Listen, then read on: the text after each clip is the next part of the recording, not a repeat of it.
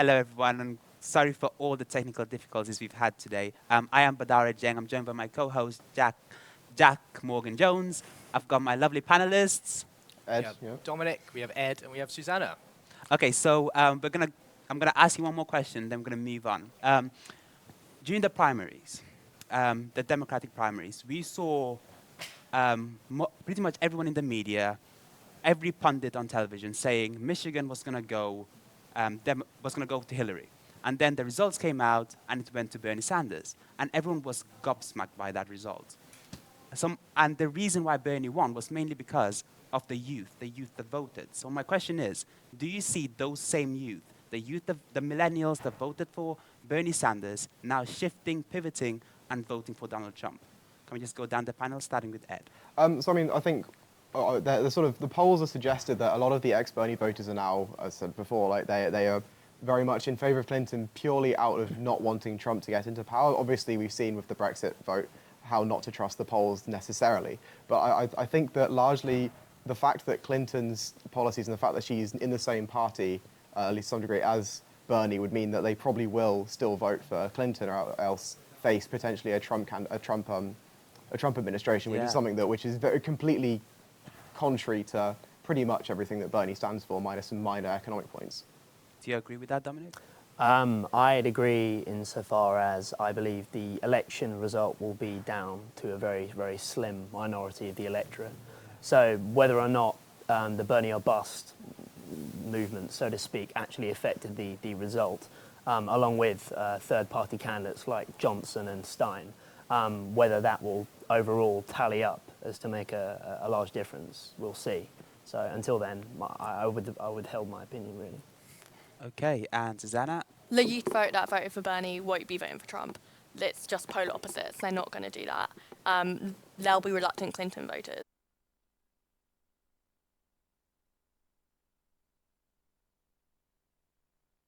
Today, we were at the College of William and Mary in Williamsburg, Virginia, asking American university students how they feel about the current election. We asked them, what do you think of the campaigns? I think that the Democratic Party is running Hillary's campaign and that Donald Trump is running Donald Trump's campaign.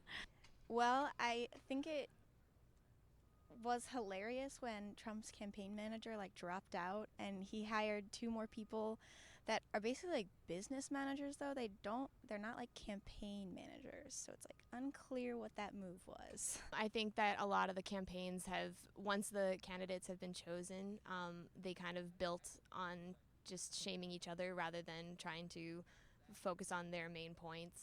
I've been pretty disappointed. I'd like to hear more about policy and stuff, but a lot of times it's just back and forth, just personal attacks. I think there's kind of this focus on either promoting the status quo or rebelling against it. So you see that them take the two positions. He's very effectively using scare tactics, which really sucks because there's a large portion of disenfranchised and marginalized lower socioeconomic people. I think that hear him and hear only parts of what he's saying and think that that's a really great message. We asked them, how do you think the media has influenced this election? It seems like some of them are pretty biased. That always kind of happens. So I don't know if it's really, it seems like it almost balances out in terms of the impacts. Both sides are getting a good boost. Trump has made a lot of accusations that the media is sabotaging him. I don't know how valid that is. I do think that depending on what they want to cover, it can influence what goes on. I don't think they're as liberally biased as people like to accuse them of being. I know they don't like Trump, but I don't think they also are trying to skew it in her direction because they have covered a lot of negative news on her. It's been so easy for various campaigns and then also subparts of campaigns to isolate individual phrases and then blast those phrases rather than focusing on the context. It's become this kind of polarized thing where if you had a slightly liberal platform, now you're diehard Hillary, and then if you had a somewhat conservative platform, you're diehard Trump. So you kind of get these polarized visions of the election, which probably leads to a lot of the strife we see. Welcome back, everybody. I'm Badara Jeng. I'm joined by Jack Morgan-Jones. We've got a lovely panel here. We've got Ralph Bassini. Say hi. Hi. We've got Matthew Baylis. Hello. We've got Amy. Hi. And we've got Holly. Hi. How you doing? Okay, so we're going to start off by talking about the swing states. American politics is very different to UK politics. It's mainly based on the electoral votes and the colleges and stuff. So I'm going to throw it over to you, Matt. You want to give us a brief overview as to how the swing states work? Okay, so swing states kind of clues in the name. They are states that swing between parties, between elections. There are a small number of states that you really got to look at closely. Ohio is a popular one, Florida, Pennsylvania. These are three states that quite often swing between kind of the party that they vote for, and they're key states to watch, especially states like Ohio and Florida that have quite a number of electoral college votes. So they're states to keep an eye on and are always of interest during the election. And so, Raoul, you're quite keen on polling, I've heard. So what would you say is the key swing states that Trump needs to focus on if he's going to be able to win? Well, okay, Trump needs to win North Carolina. If he loses North Carolina, the election is done and dusted there and there for him. If he goes on to win North Carolina, that'll make it considerably harder for Hillary Clinton to. So then she'll have to go on to win all the remaining swing states, that being Ohio, Florida, and Nevada. So what are his chances of winning North Carolina? What do you think? Well, Looking at the polling, like over the last couple of weeks. With North Carolina? Yeah. Over the last couple of weeks, it is a real toss-up. So it's going to be dead in the heat. The last I checked, it was 50 to 48 to Hillary Clinton on 538. So it can go either way with North Carolina. I've just got news that Hillary Clinton is actually predicted to win North Carolina possibly, because she's got a lead at the moment, which if you're a Democrat, that is some really, really good news. I'm going to throw it to Holly. What do you think is Trump's path to the White House? I mean, many people are saying that Nevada is perhaps locked in now as a Democratic state due to the large Hispanic turnout.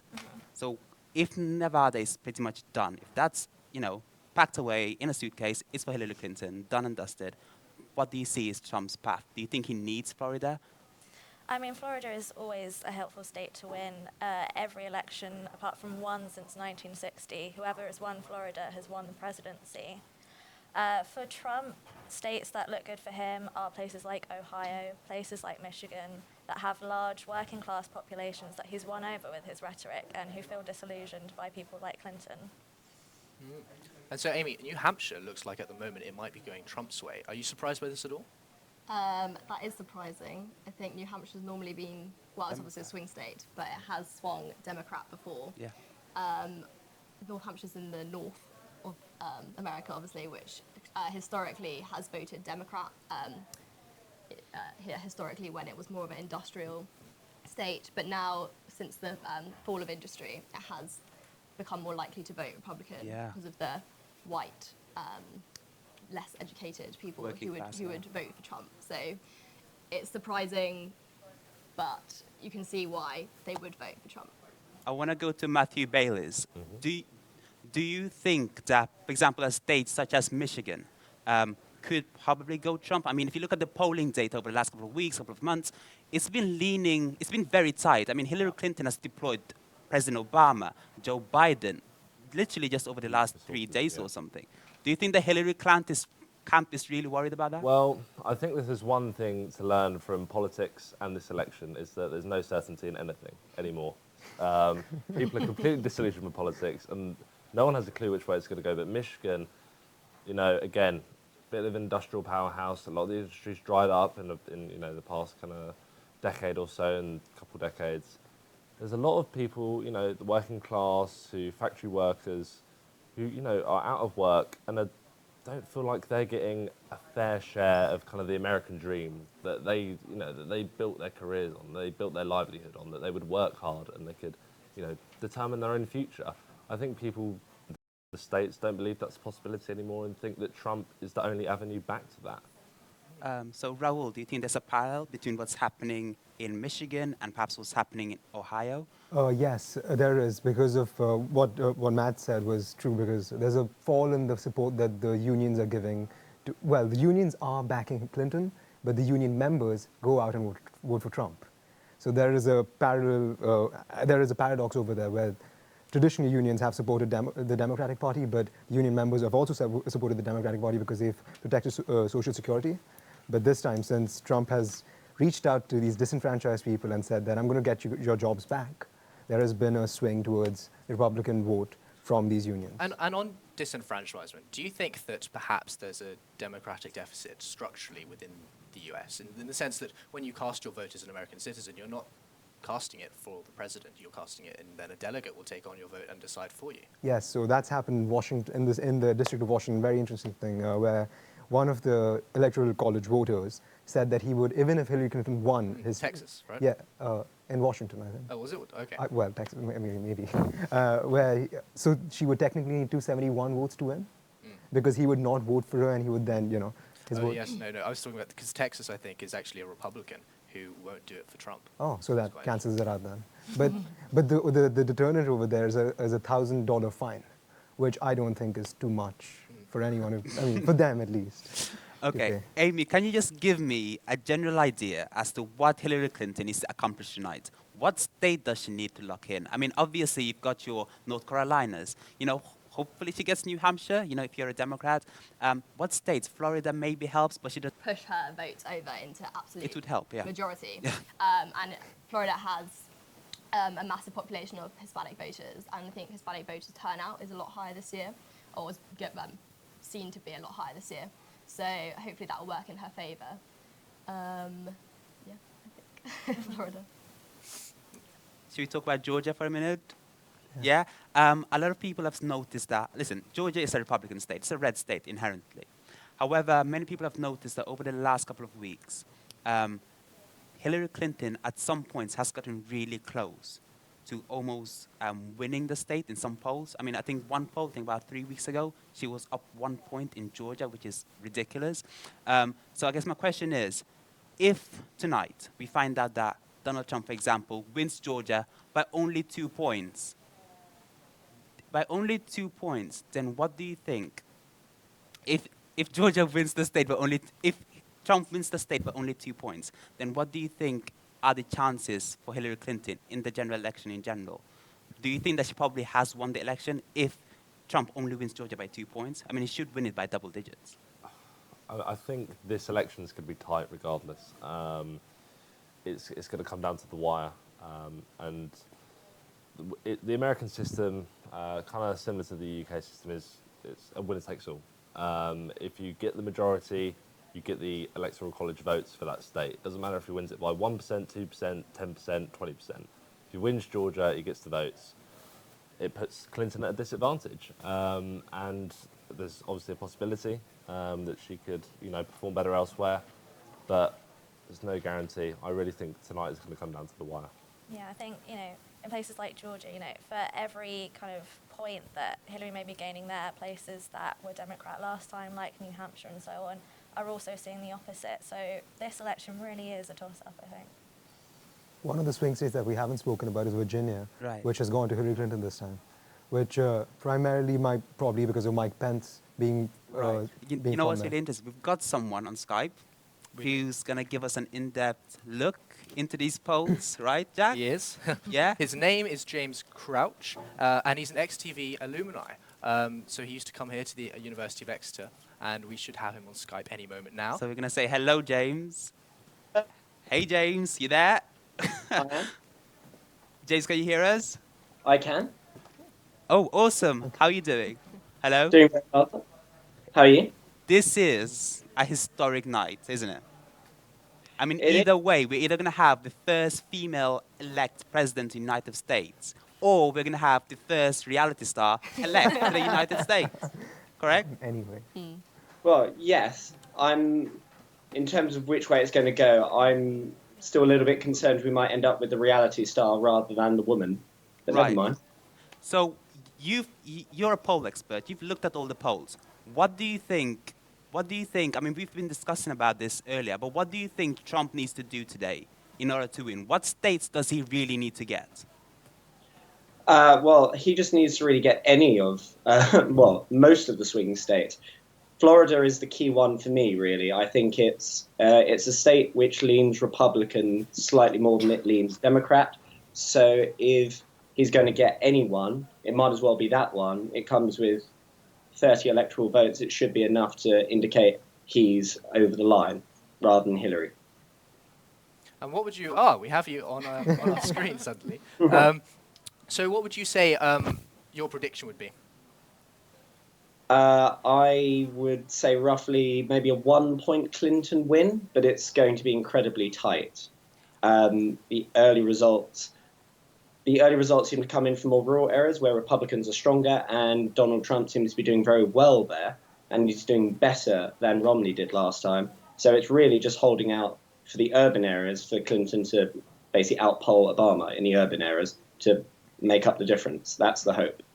And so I guess you work in predictions, and I guess my question is, we've been let down by polls so many times now. I mean, we got it completely wrong in the general election here, and on no one expected Brexit. So is there, do you think, much point in polls anymore?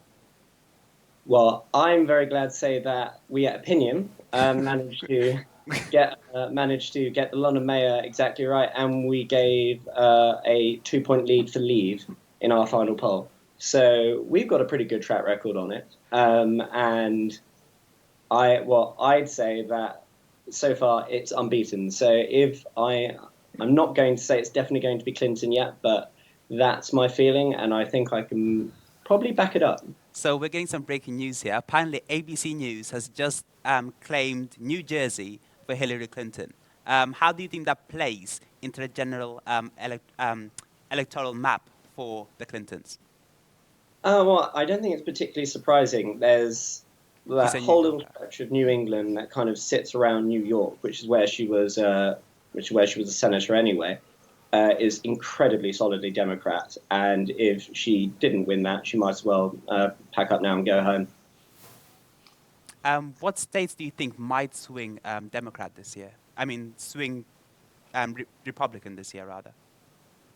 I'm still thinking that Ohio might go. I wouldn't be surprised, and I wouldn't be surprised if Iowa went as well. What I'm actually quite interested in is some of those states in the West that are the Latino vote is growing, but we've yet to see whether or not that will tip the Democrats over in places like Nevada and Arizona.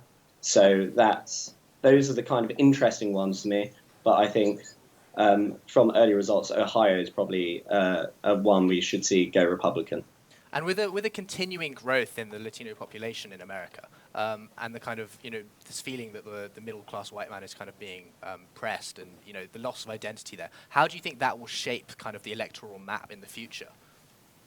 Well, it's I guess a journey that they've been going through. Well, America's been going through for quite a long time, because 50 years ago, the map was actually it was much more heavily weighted towards places like Chicago and northeast United States. And for 40, 50 years, we've seen populations drift southwards and westwards.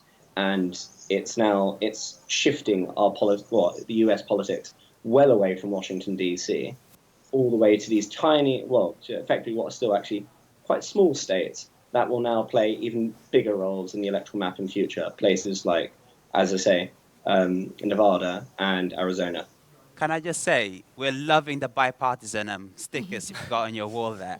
I just want to throw it to our panel. Do you have any comments as to what you just said, in terms of, I'm going to go to Matt first, in terms of the way the electoral map is looking? Yeah, well, just a quick note on the polls. I mean, I'm no expert, but from the polls I've looked at, particularly the weighted averages that kind of the BBC poll has taken, where it kind of takes a weighted average of numerous polls. It's really tight. It's within a margin of error, I believe. So there's still no guarantee. Like, so we can't always trust the exit polls. Can't always trust the polls that that we're given. But yeah, the electoral map kind of is definitely shifting, and it's something that the states is going to have to look at in terms of how electoral college votes are distributed. If population is shifting westwards, smaller states in the West are going to have to be given greater representation. Yeah. And we've just heard, I think, that Clinton is expected to get Massachusetts, Maryland, Oklahoma, New Jersey, yeah. Delaware. Does that surprise you at all? Not particularly. I mean, no. They're pretty much blue states, aren't they? I'm going to throw it to James. What do you think of that? Apparently Hillary Clinton is meant to win Delaware, Maryland, and states like that. once again, that's that blue string of states all along the New England and the Northeast. So it's not surprising. Pennsylvania is one of those more interesting ones, but it seems to be the kind of place that Clinton will do well in. I don't think Trump's going to be taking Pennsylvania today. Do you think if Hillary Clinton wins Georgia, then she's pretty much won the election? Do you think if she gets Georgia, that indicates that she's probably going to get all the other states? Definitely. Yeah, definitely. Well, it's that southern belt of states that used to be Democratic way back in the day when Democrats weren't the kind of pro-minority party in the United States, and then it shifted over to Republicans. If she can get back Georgia, she's the last Democrat to do that since Carter, I would imagine. It's a very long time. So, if I've got this right, apparently Clinton is edging Donald Trump 51 to 41% in North Carolina. Can I get some reactions from our panel here? Can I start with Amy? I think that's good for her. North Carolina, southern state, well, southernish state, probably would historically vote Republican, I think. So that's good for her. And the fact that it's so close, it doesn't really matter how close it was. The fact that she's hopefully going to win it, then that will help her with her electoral college votes in the long run. To be fair, the tracking so far has been very up and down. At one point, Hillary was up, then Trump. Now Hillary's up again.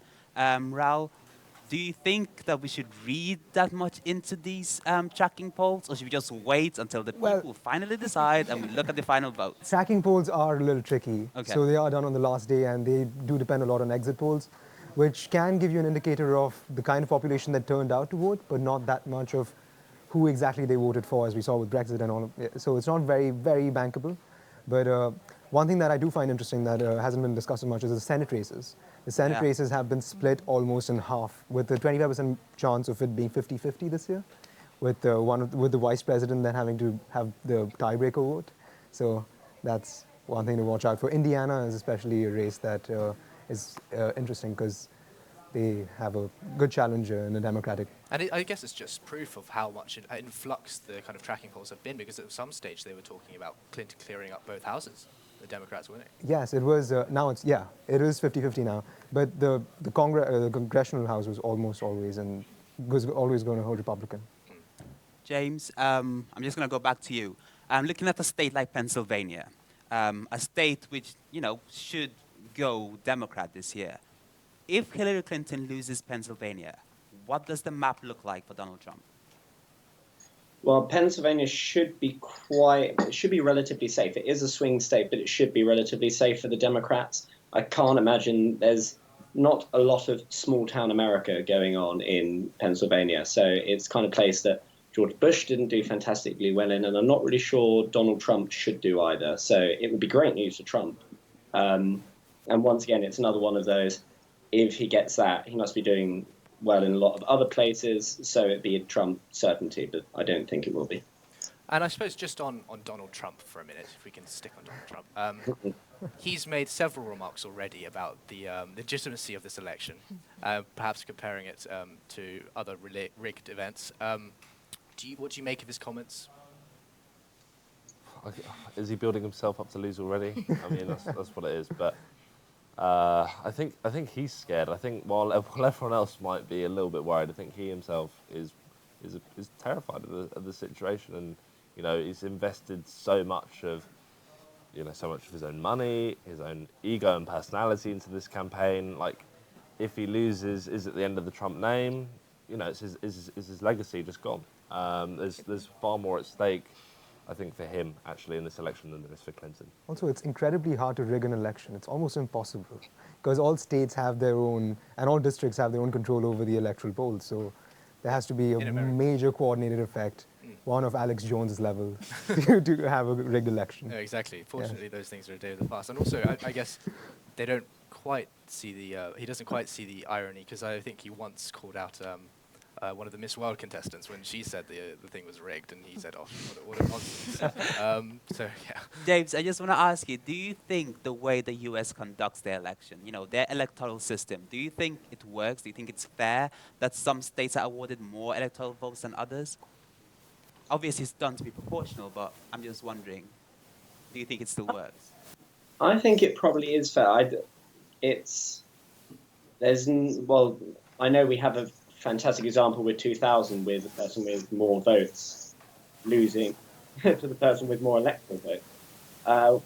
Whether or not it's fair or not, I think the biggest issue for the United States at this moment in time is this issue of they always seem to chuck out the party of the president. Now it seems to be established. It seems to be pretty established from Bill Clinton days, and that becomes a dreadful problem when you have vehement Republicans opposing Democrats and vehement Democrats opposing Republicans in the White House all the time. It makes pretty much no government, let alone bad government. So it's a problem the United States is going to have to deal with, and I think House of Representatives will certainly stay Republican this time because Donald Trump doesn't seem to be doing shockingly badly. So we're still going to be back in the situation that her husband found herself in, dealing with a Republican Congress while being a Democratic president. Yeah. Well, thank you so much for joining us, James. It's been very interesting. What we're going to do right now is we're going to go to a roundup room, and then we'll be right back with more, straight after this. See you soon. Hello and welcome to the Roundup Room with myself, Patrick Swain. And me, Jamie Johnston. News is still rolling in about the recent shooting in California, with victims still being cared for and one female woman with a assault rifle being held in police custody. A predicted 53% of the electorate are women, according to early exit polls. Bad news for Donald Trump, as when interviewed, 43% of women stated they would feel unsafe under a Trump presidency. North Carolina and New Jersey are predicted to go into Clinton, according to Fox and ABC, where South Carolina is still being predicted to go towards Trump.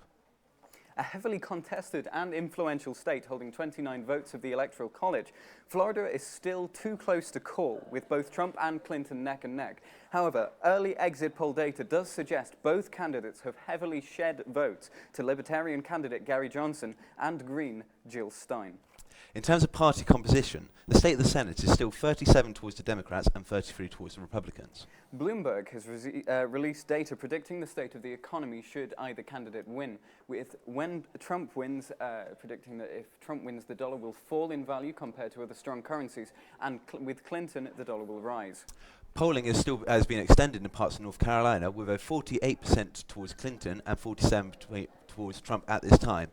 However, Clinton seems to be edging out with 51 to 44. NBC has called West Virginia for Trump, whilst Ohio remains too close to call. Its senator is predicted to be Republican. And Sandfield dump trucks are still being held outside Trump Tower and the Clintons building. Why? This is a countermeasure towards anti-bombing tactics, which has only since been seen since the Republican campaign.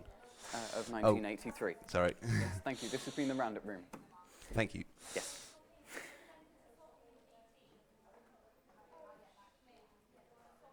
Oh, BT, right, sorry, yeah, perfect, thank you.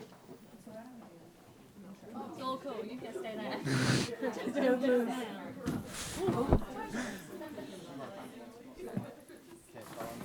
Right, we've got another one in that, don't we? Coming up, we've got American Voices. And we've got some more people coming on set. We're going to be Skyping to you from America. It's going to be a lot of fun. Hope you join us. But for now, we're going to go to this VT, and we'll be right back. Hi, my name is Jason Reifler. I'm a professor of department, and I study American politics, political behavior, public opinion, and political psychology. So what and how people think about politics. So in any election, one of the concerns is what citizens know about the election and the candidates, and in particular, what candidates are saying about each other. So it's true that Americans are misinformed about details of policy or believe things that about the other side's candidate that may not be true. The harder question is to try and answer how much this affects people's voting decisions. Now, it probably affects them some, but the extent to which people are willing to believe unfavorable things about Donald Trump or Hillary Clinton are also determined by how much they like or dislike Donald Trump or Hillary Clinton. So if you dislike Trump, you're much more likely to believe something about him that may not be true. The same with Clinton. If you dislike Hillary Clinton, you're much more likely to believe something about her that's not true. there does seem to be some evidence that when there are misperceptions about candidates and about issues, that things like fact-checking can try and improve what citizens know. The effects are small, but when you have a really close election, even small effects can be meaningful to the outcome. So how much does Donald Trump's willingness to attack particular groups in American society or other candidates or get into Twitter fights help or hurt his campaign? Well, it's probably a little bit of both. On the one hand, the extent to which he was able to become identified as a pretty strongly anti-establishment candidate and making immigration center stage during the primary certainly helped his ability to win the nomination. However, the extent to which he's been willing to get into Twitter fights with people or say negative things or nasty things has certainly hurt his campaign in the general election. He's continued to more or less run a campaign that would be perfect for the primaries in trying to keep Republican voters in the fold, but has been much less effective in pivoting in a general election to try and bring swing voters into the fold, which is why we see an election which is at this point very, very likely for Hillary Clinton to win. So one of the concerns that we might have about this election is the extent to which the negative back and forth between Clinton and Trump has really descended to personal attacks and has not focused on the substance of policy issues. And I certainly think that is the case, that this election has focused less on the details of policies than previous elections. Even 2012 or 2008, a lot of the details, policy details, were much more front and center in the campaign between the two candidates. I think one of the reasons why we see a much less policy-specific, substance-focused campaign is that all indications are that Donald Trump doesn't actually know many of the specifics of policy. His campaign hasn't put out detailed policy briefs. There really isn't a lot to talk about there. It's hard to have a back and forth and conversation about policy details when one side doesn't really have policy details. And it's hard in a sort of personal attack back and forth to answer attacks by Trump against Hillary just by beginning to talk about the specifics of policy. Rather, they have made a very concerted effort to make the cornerstone of their campaign message over recent weeks and months is simply that Donald Trump is unfit and unsuitable to the presidency. So one question is, how much are the candidates that we see running for office going to be similar to how they might behave as president in the White House? I actually think that we probably would see behavior in the White House that's pretty similar to what we know about the two candidates. We've seen Hillary Clinton as Secretary of State. We've seen her as a U.S. Senator. We've seen her as a First Lady, and as a First Lady with an unusually large policy remit, which is we know that she's serious about policy. We know she cares about policy details. We know that she is diligent and will work very hard. She has an excellent reputation, even among Republicans that she served with in the United States Senate, of being somebody who can work together and work across the aisle. On the other hand, I think everything that we see about Donald Trump, which is somebody who is not serious about policy details, somebody who gets into fights with other people on Twitter, who does not seem to be able to respond to criticism, who tries to threaten opponents, is exactly what we would see in the White House, which is why many people would find the idea of a Trump presidency so inherently disturbing and threatening to democratic norms in the United States. So when trying to think about some of the key differences between the British and American political systems and how candidates run for office, there are a few things that leap to mind first of all. First is the extent to which elections in the United States are candidate-centered. So political parties are fairly weak institutions. It's through primaries and other similar mechanisms that the candidates for office are chosen. Parties don't have central control over that. So this really disempowers parties a great deal, and it gives individual candidates lots of freedom and incentive to run against Washington, to run against their party, to run in their party in part, or when it's convenient, to try and establish their own personal brand that identifies with the party when it's helpful and they try and distance themselves from the party when also possible. Coupled with this are the very, very different campaign finance and spending rules. Because candidates are the center of American elections and not the parties, candidates raise their own money. There are not prohibitions for being able to spend money on television. And so this gives candidates in the United States a tremendous amount of freedom that they may abuse to be able to try and craft and communicate their own message. And a lot of times that message is going to focus on attacking their opponent and trying to make their opponent unelectable. So it's fair to ask, is this form of government or campaigning better or worse, or more serious or less serious? I think that's a much harder question to try and answer, that there are key differences, and because there's less centralized power in what the message of the party is, and that candidates have much more freedom to choose their own message, that's the main difference between the two systems. So when trying to think about what the long-term consequences of this election, and I think in particular the candidacy of Donald Trump, is what might the lasting legacy be? Will this irrevocably harm American democracy and elections, or is it just a one-time blip? And only time will be able to answer that question for sure. But there are reasons to be both worried. On the one hand, once norms are broken, they can be hard to get back. On the other hand, parties have the ability to change their rules. So one of the things I fully expect to happen before the next presidential election is that the Republican Party is going to change its rules to make it harder for an outsider insurgent candidate like Donald Trump to win. And I'm hopeful that people will see the threat to democracy that campaigns that devolve to the lowest common denominator pose to democracy, and that there'll be a concerted effort by parties to try and run better campaigns and create the political institutions that allow them to do that. Hello. Hi, I'm Kyle Johnson. And I'm Zena Starbuck. And this is the American Voices panel. Now, before we get into the Voices panel, we have a very fun fact for y'all. That someone was just arrested for trying to vote for Trump a second time. This coming from a man who claims the system is rigged. Let that sink in. Now, we're going to turn over to two of our American Voices panelists. We've got Grace Kent. Say hello, Grace. Hello. And we've got Zoe Case. Hi. So if you wouldn't mind saying which state you guys are both representing and just who you guys are thinking of voting for the election.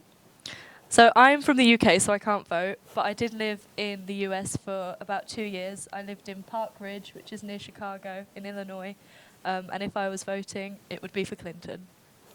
I'm from Ohio, and right now Franklin County is coming in, which is my county, as blue, and if I were there, I'd be very firmly voting Clinton.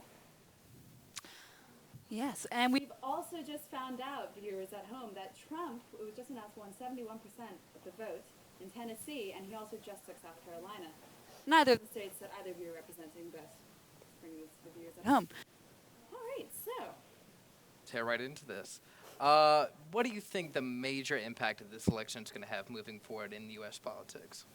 It's really difficult to say because we have no idea. It's still very early in the night right now. We have no idea who's going to win at this point. Honestly, I could not tell you the impact if Trump won. I think, honestly, it would be semi-apocalyptic. I couldn't give you any indication of what the political scene, even internationally, would be after a Trump win. Domestically, it's so hard to say. If Clinton wins, I think just in a base political sense, it's going to be much more of the same, stability, possibly a divided Senate, divided House, even that. But socially, it's I can't overstate how incredible it is if a woman won the presidency. That would just be life-changing for women in the U.S. and around the world. Honestly, it's incredible. I'm so happy to be a part of that voting process. And because of UK prime ministers in the past and German prime minister right now, Angela Merkel, it's a tide that's turning. Yes, and actually we now have a voter who is currently in the United States here with us on Skype. Her name is Rachel Muse, and she's calling in from Chicago, Illinois. So we'd like to bring Rachel into the panel discussion. Hello, Rachel. How are you doing? Hi, I'm doing okay. How are you? Oh, not too bad here. It's quite late, but we're all doing good. Yeah. What is going on in Chicago right now? What is the kind of atmosphere that is around you at the moment? People are very nervous. I know that my own family is very nervous, as am I. I just feel tension in the air, I guess, everywhere.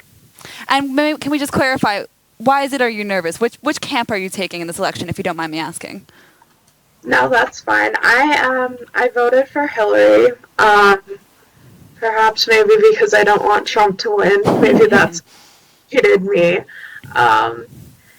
Just nervous that Trump is going to win. Yeah, so what is it about Hillary that really speaks to you? Is there a certain policy stance she takes or an ideology that she perhaps aligns with that you also align with that makes you lean more towards her? I know that Hillary is pro-choice. I know that Hillary is more representative of minorities, and I definitely know that Donald Trump is not. I mean, I think I voted just mainly because I disagree with everything Donald Trump says, and it's kind of like the better of two evils for me.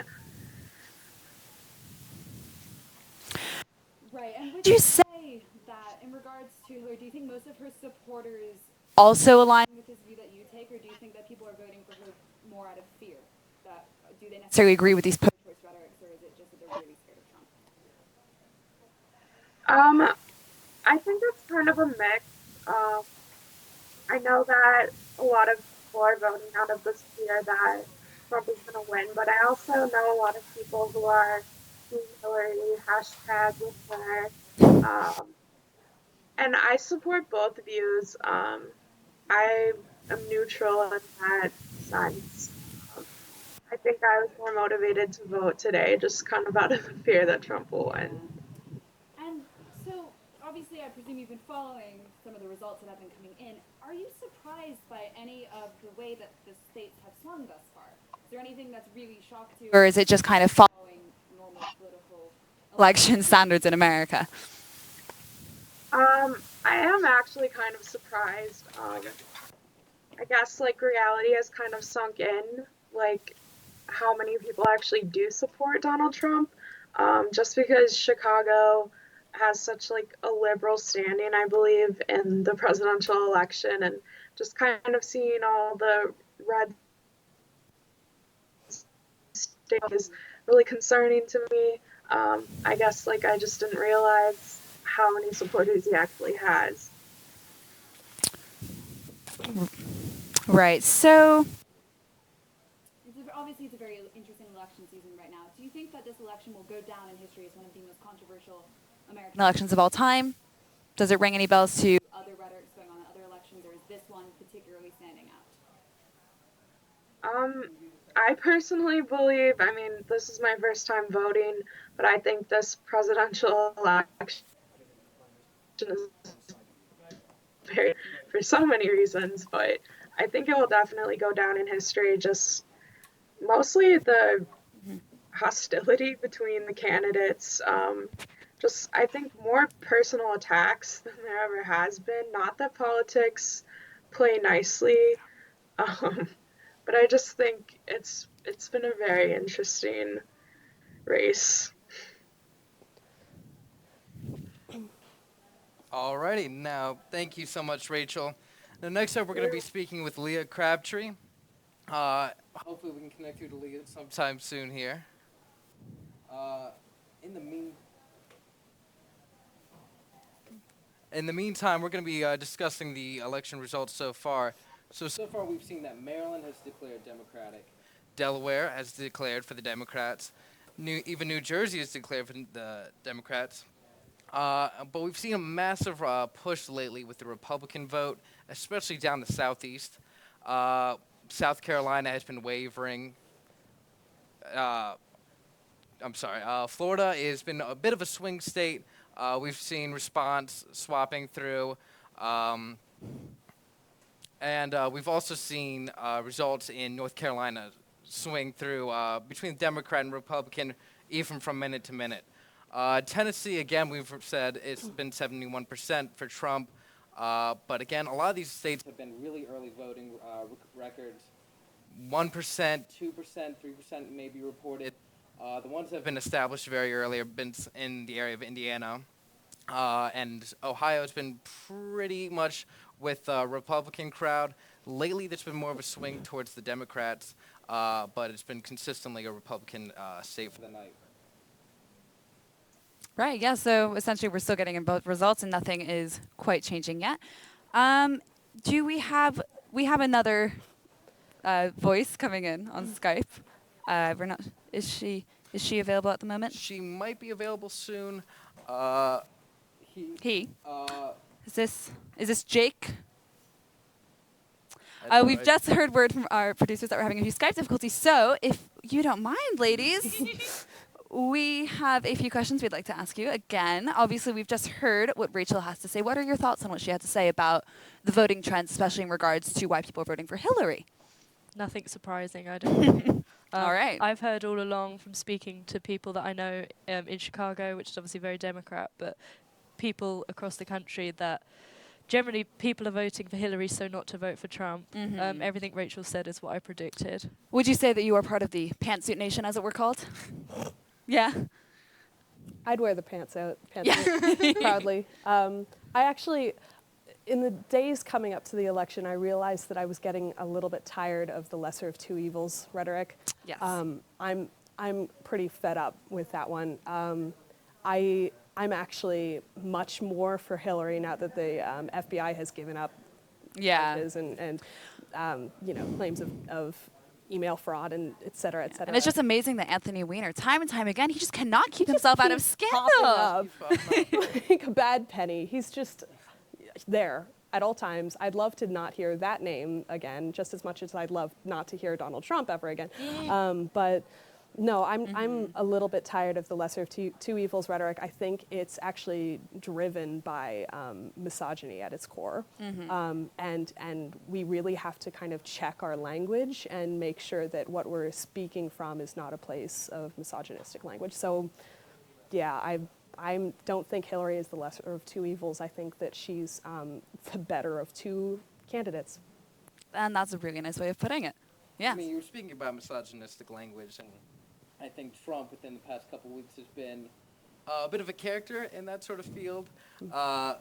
And that coinciding with the FBI clearing Hillary, I mean, what sort of impact do you think that's going to have on tonight's result? I think that we were expecting a clear. I think what will have more of an impact is the FBI reopening the case to begin with.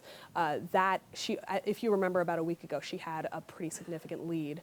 And when the FBI reopened the case, that just sent a shock into the system that really scared a lot of people.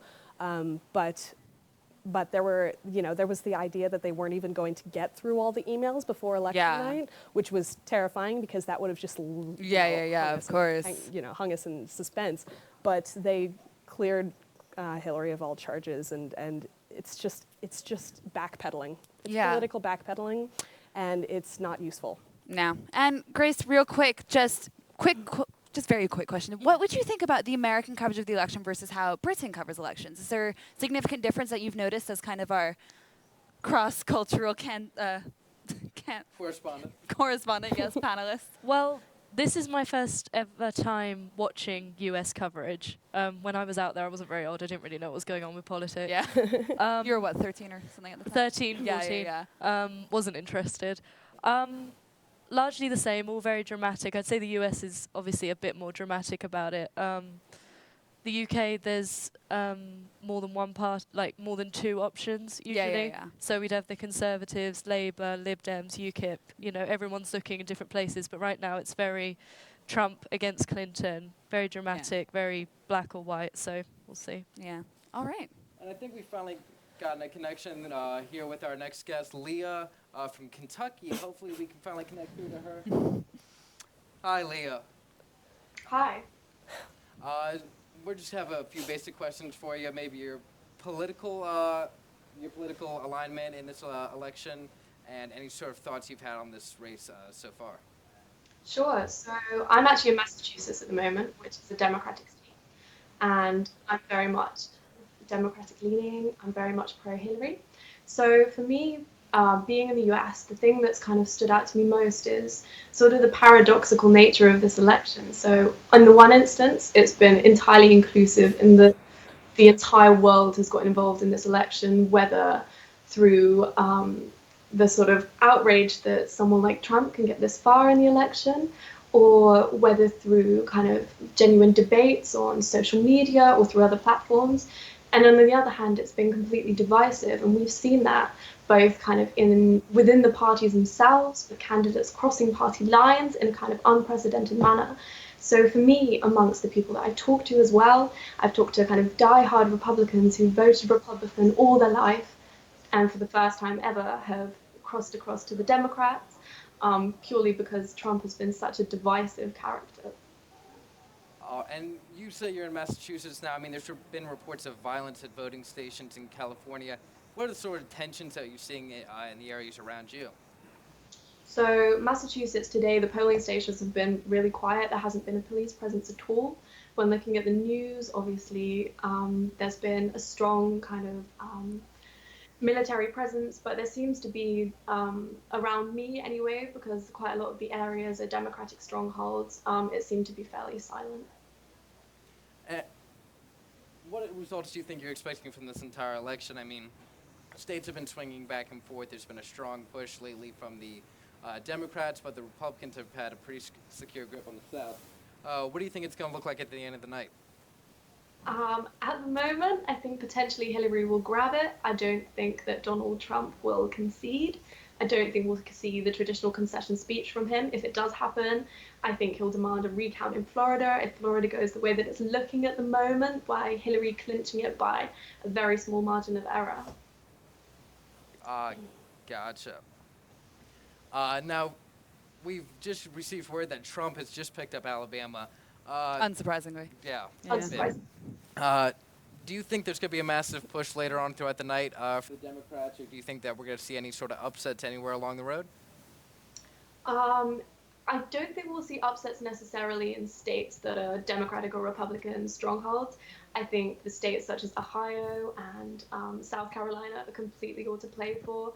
All of the polls that have come through in the last couple of days, and particularly yesterday, have put the two candidates at sort of in the 0.something% difference. So it's really too close to call at the moment. I think perhaps the surging kind of Latina votes will mean that quite a lot of the southern states that are sort of swing states, might veer more towards Clinton. But that's only speculative, and at the moment it's so close, it's really hard to call either way, I'm afraid. And obviously, we're here at XTV reporting on this. I imagine the entire world is watching this election, waiting anxiously to see these results. What sort of impact do you think the results are going to have on the global stage?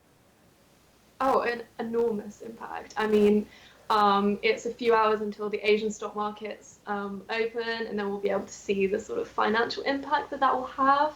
So that completely depends on whether Hillary or Trump takes a hold. I mean, I assume that the dollar will probably take a hit irrespective. Obviously, if Trump does win, then I think there's going to be a lot of worried people because of his relations kind of with Russia, and also his trigger-happy approach, it seems, to nuclear weapons. So it's an election that not only affects the US, but it's going to affect the world. Alrighty, and I just have one last question for you here. If you could expect any sort of third-party candidate to make a massive push, I know that's a bit unconventional here.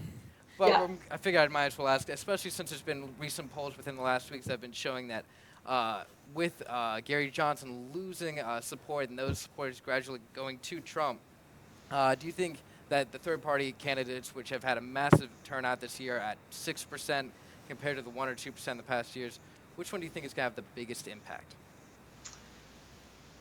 Potentially in Utah, we could see a third-party candidate take control, which would be amazing, and obviously the first time in 68 years that would have happened, and I think that's probably at the moment the only place that we might see that sort of upset. All right. Well, thank you so much for talking to us, you so Leah. much. And enjoy the rest of your election night. And we're going to take it back to the studio. Now, we've just found out that NBC News is projecting the Republicans are going to take control of the House of Representatives. Obviously, we were expecting this, but the question is, are they going to lose any seats? How many are they going to lose? Is there going to be any significant difference at all to the last election? Honestly, I really don't have much about the House of Representatives or the Senate. I'm obviously not paying as much attention to that as the presidential election, but I know it was divided under President Obama's reign. Yeah. But a divided House and a divided Senate are not new to the United States political sphere. It's always difficult to get a bill through anything, and I think that's important to acknowledge, especially with the political climate in the UK, where the Prime Minister and Parliament are very often close to being on the same side in majority. So it seems to be easier, and I don't know if this is true for sure, but it seems to be easier to get new laws through. In the US, there's just a history of divisiveness both in the House and the Senate. And obviously we've seen that many a times if there is a president who is a Democrat, after 2 years, the House will swap over to the other party. After 4 years, swaps over again. Right. And obviously Obama has been very vocal about the fact that he finds it incredibly frustrating that the two houses just will not pass anything through. And he sits there and he says, why can you just get a bill to me so I can sign it? Now, Grace, do you think that if we had President Trump, he would be a little bit more, certain about these things and pushy? Would he just say, screw you, I'm going to put a bill through myself anyways? Would Clinton do the same? What are we expecting to see change over here? I don't know much about the Senate and stuff like that. What I do know is that I've heard from a lot of the people in the US that they feel Obama has been too passive on some things. And we certainly can't say that for Trump. And maybe not Clinton either, but I know Trump's got an opinion and he'd probably push for it. So he's probably likely to say, no, come on, guys, give me something to sign. That's all I've picked up from it. So would you think a Trump presidency would be a little bit more decisive in that matter? Or we'd get yes, I would say so. Would we see more change? I would predict so, yes, from what I know. And from what I've seen of him, he would try his very best to make terrible things happen. Terrible things. Trump, 2016. Terrible things happen. There we go. Make America terrible again. Exactly. And now we've seen a lot of congressmen, Paul Ryan, John McCain now has recently come out against Trump quite vocally. I mean, his wife, very much a part of the pantsuit nation today.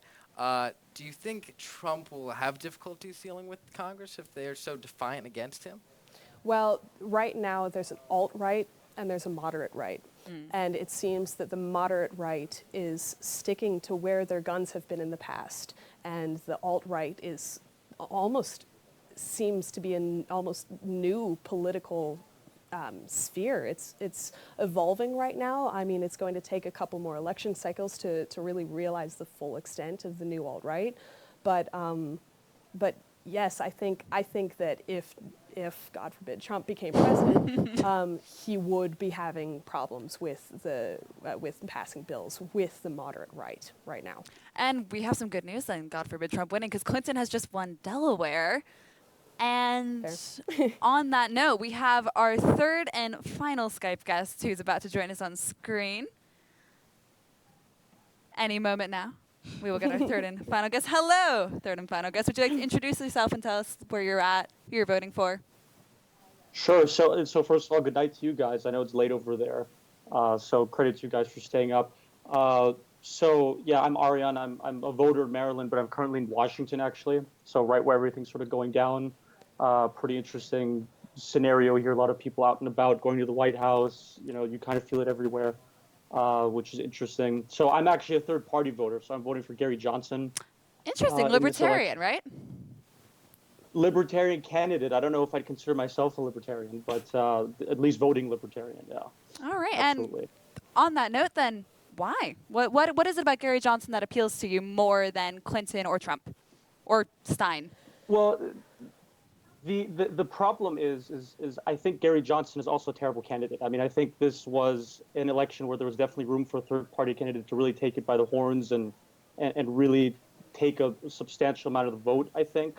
But I mean, the reason I decided to go with Gary Johnson is because the fact of the matter is no one talks, in my opinion, about issues that actually matter.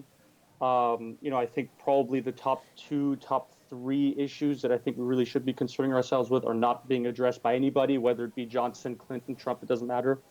And so I think voting for Johnson was probably the best representation of my vote, because I think the best thing to move this country forward, at least represented in this election, is some sort of something to remove that 2-party monopoly on the government. And if I can vote for somebody that at least encourages the idea of let's try to get a third party into government, I'd say that's probably my vote best spent. So would you? That's really what it is. Sorry, there. Would you consider your vote to be a genuine vote of political interest, or would you classify it as a protest vote if asked? Well, it's for me, it's difficult to say, because on one hand, you could say it's a protest vote because it's effectively what I just said. It's a vote against the 2-party monopoly. I think half of it is also I do generally like some of the concepts of the Libertarian Party. Now, it's a flawed platform in its own right, but not, in my opinion, not any more flawed than the Democratic Party or definitely the Republican Party. So I do definitely see it as something that could turn into a viable alternative. So I look at it as more as actually a bit of something futuristic, because I know, for example, that probably the next election cycle, it will probably still won't be viable that a Libertarian or some other third party is actually a viable candidate for president. It's more something that I think we could start now to maybe encourage in 30, 40 years.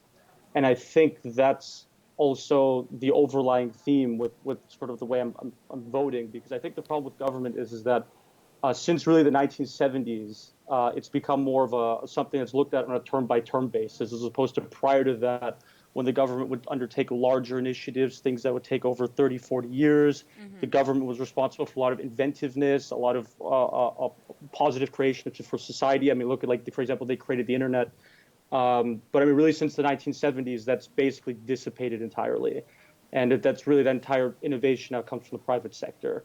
So much so that even now we're in a situation where people think that a few-year-old private company like SpaceX is going to beat NASA, the mighty NASA, to putting someone on Mars first. Mm-hmm. That's sort of how far the government, I think, has fallen. And I think a lot of that has to do with the fact that there's no more long-term view with government, with policy. I don't think anyone is talking about any substantial, some serious policy about what to do about global warming and alternative energy sources. Nobody's talking about what is technology going to do to our society? What's autonomous robotics? What's artificial intelligence going to do to our society in the next 30 to 40 years? No one talks about that. And so I would like to say that my vote more falls into that sort of category of let's try to actually look beyond one election cycle, but let's see what we can influence in 30, 40 years from now. Well, thank you so much for offering such an interesting view. Obviously, we've heard a lot about the Trump versus Hillary view, so thank you for offering that defense almost of Gary Johnson and some libertarian views. And thank you so much for Skyping in with us. All right, and now we're going to move on to another section. The American Box Pop, VT.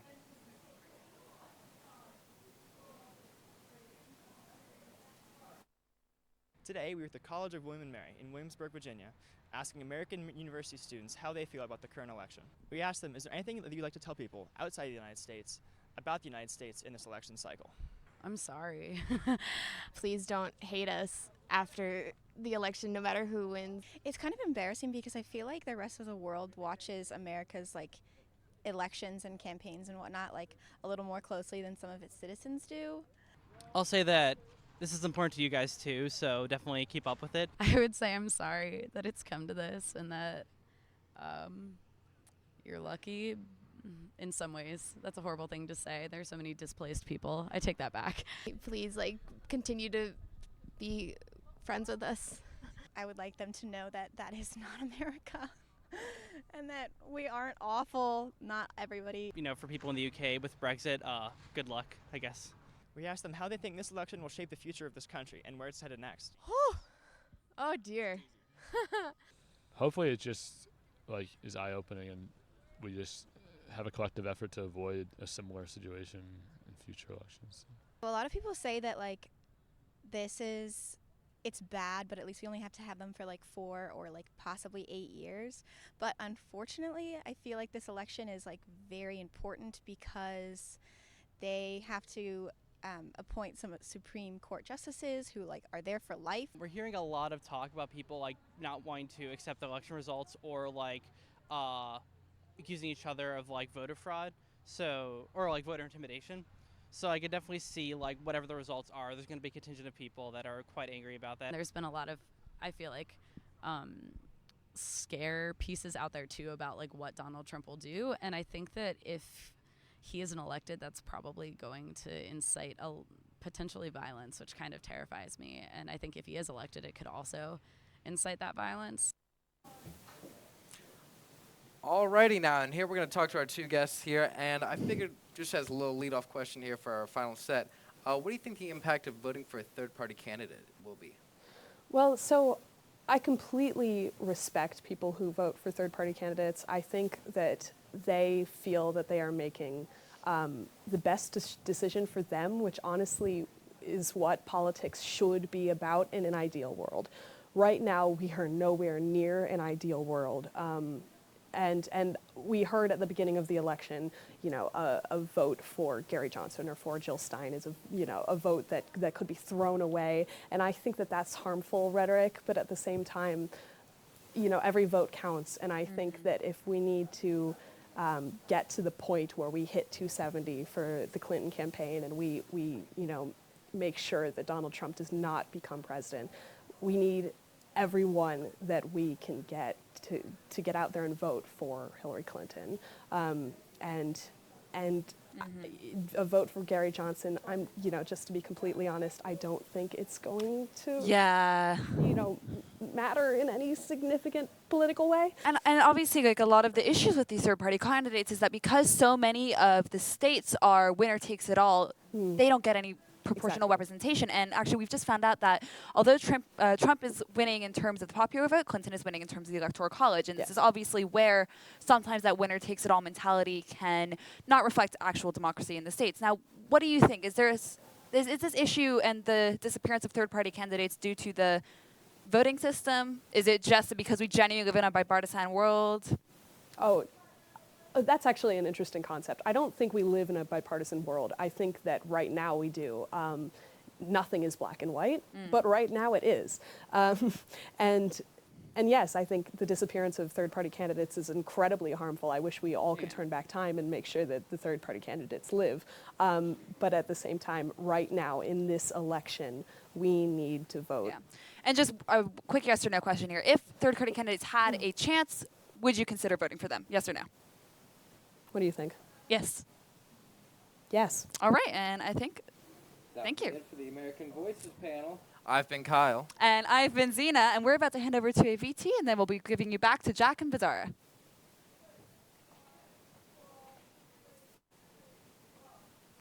I'm Darren Schreiber. I'm a senior lecturer in politics, and I use my research uses functional brain imaging to study how people think about politics.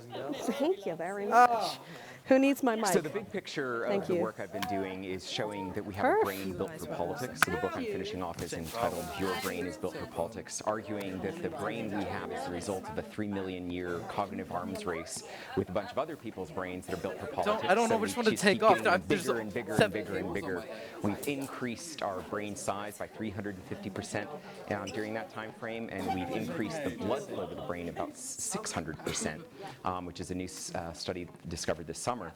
And the reason we need that brain is because everybody else is so darn clever that we have to continuously have more and more neural capacity to handle the constantly shifting dynamics of our coalitions that we're forming.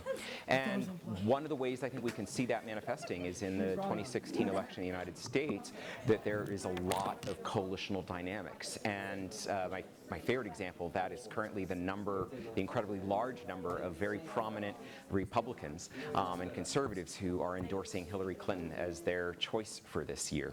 So we've had a number of newspapers in the United States that have endorsed Republicans for their entire history, who are incredibly conservative and yet are saying Hillary Clinton's the candidate that they're backing this year. We've got a bunch of very prominent Republican leaders and intellectuals liberals who are coming out in favor of Hillary Clinton. Again, they have probably, there's a degree to which our politics is biologically predisposed. There's evidence that identical twins are more likely to have similar politics than fraternal twins, and the evidence suggests from that about 40% of our political ideology is biologically heritable. So that's led some people to think that we're somehow hardwired for our political beliefs. The work that I do, I show that if I brain image someone, I can predict with 83% accuracy if they're Republicans or Democrats by the way their brains fire as they're thinking about gambling tasks. So not the behavior, but and in fact the behavior is identical, it's just they're using different brain mechanisms as they're making those gambling decisions. But the work shows altogether that we have a tremendous amount of flexibility nonetheless, despite these kind of biological foundations. The way that those get employed in politics is really determined by the choices that we make as individuals, as well as by the environmental context that we're operating in. And right now, choices that people are making at the ballot box are interacting with an environment that has structured a political election that's quite surprising. And so you're finding, again, Republicans who have never voted for Democrats who are now thinking, well, maybe it's time. And that's because the Republican Party of 2016 is different than the Republican Party of 2012, which is different than the Republican Party in the Reagan era, which is really different than the Republican Party of Abraham Lincoln. And in the United Kingdom, we've seen the same kind of things happening with the Tories and with Labour and with Lib Dems. Each of those parties are reflecting constantly shifting coalitions. And the votes that we're seeing coming up, that we've seen in the last year and that we're seeing coming up in the United States this next week are reflecting that constant dynamism.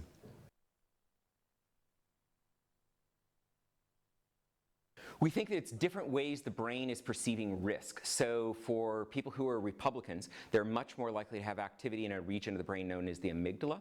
So this is a part of the brain that's involved in perceiving external threats, but also does a whole bunch of other things. So it's not that Republicans are fraidy cats or something like that, but that rather the brain mechanisms that they're using as they're approaching risk situations is involving one network of brain areas that process risk. And the brain regions that are activated by Democrats include this area called the insula gyrus, and that's a part of your brain that's kind of here, just a little inch or so in above your ear, that allows you to feel your own feelings. So if I pinch my skin, I can feel that pain, and part of that sensation of my internal sensation of that change in pressure in my skin is reflected in my anterior insula, and that is related to the way that I feel my feelings. And it turns out that that's related not only to my feeling of my feelings, but my empathy that I have towards others and how I feel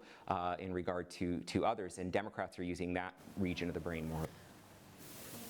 Welcome back. It's myself, Jack Morgan-Jones, and it is... And we're back with a new panel. We've got Sam Norris, we have Olivia Goodern, we have Ronan Keith, and we have Ben Lang. Hello. Hello.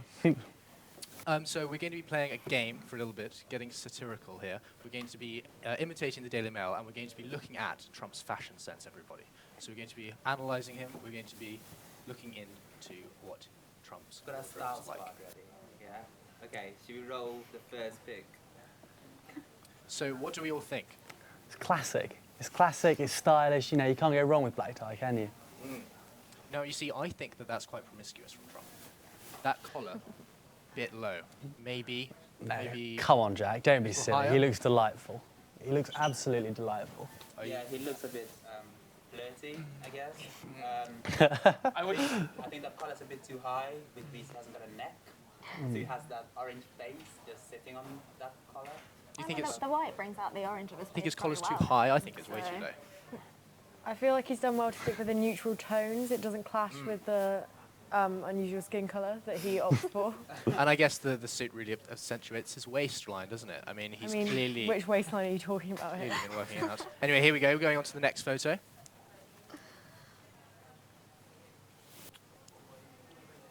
Arguably, that's not a photo. That's not a photo, but here's the next photo.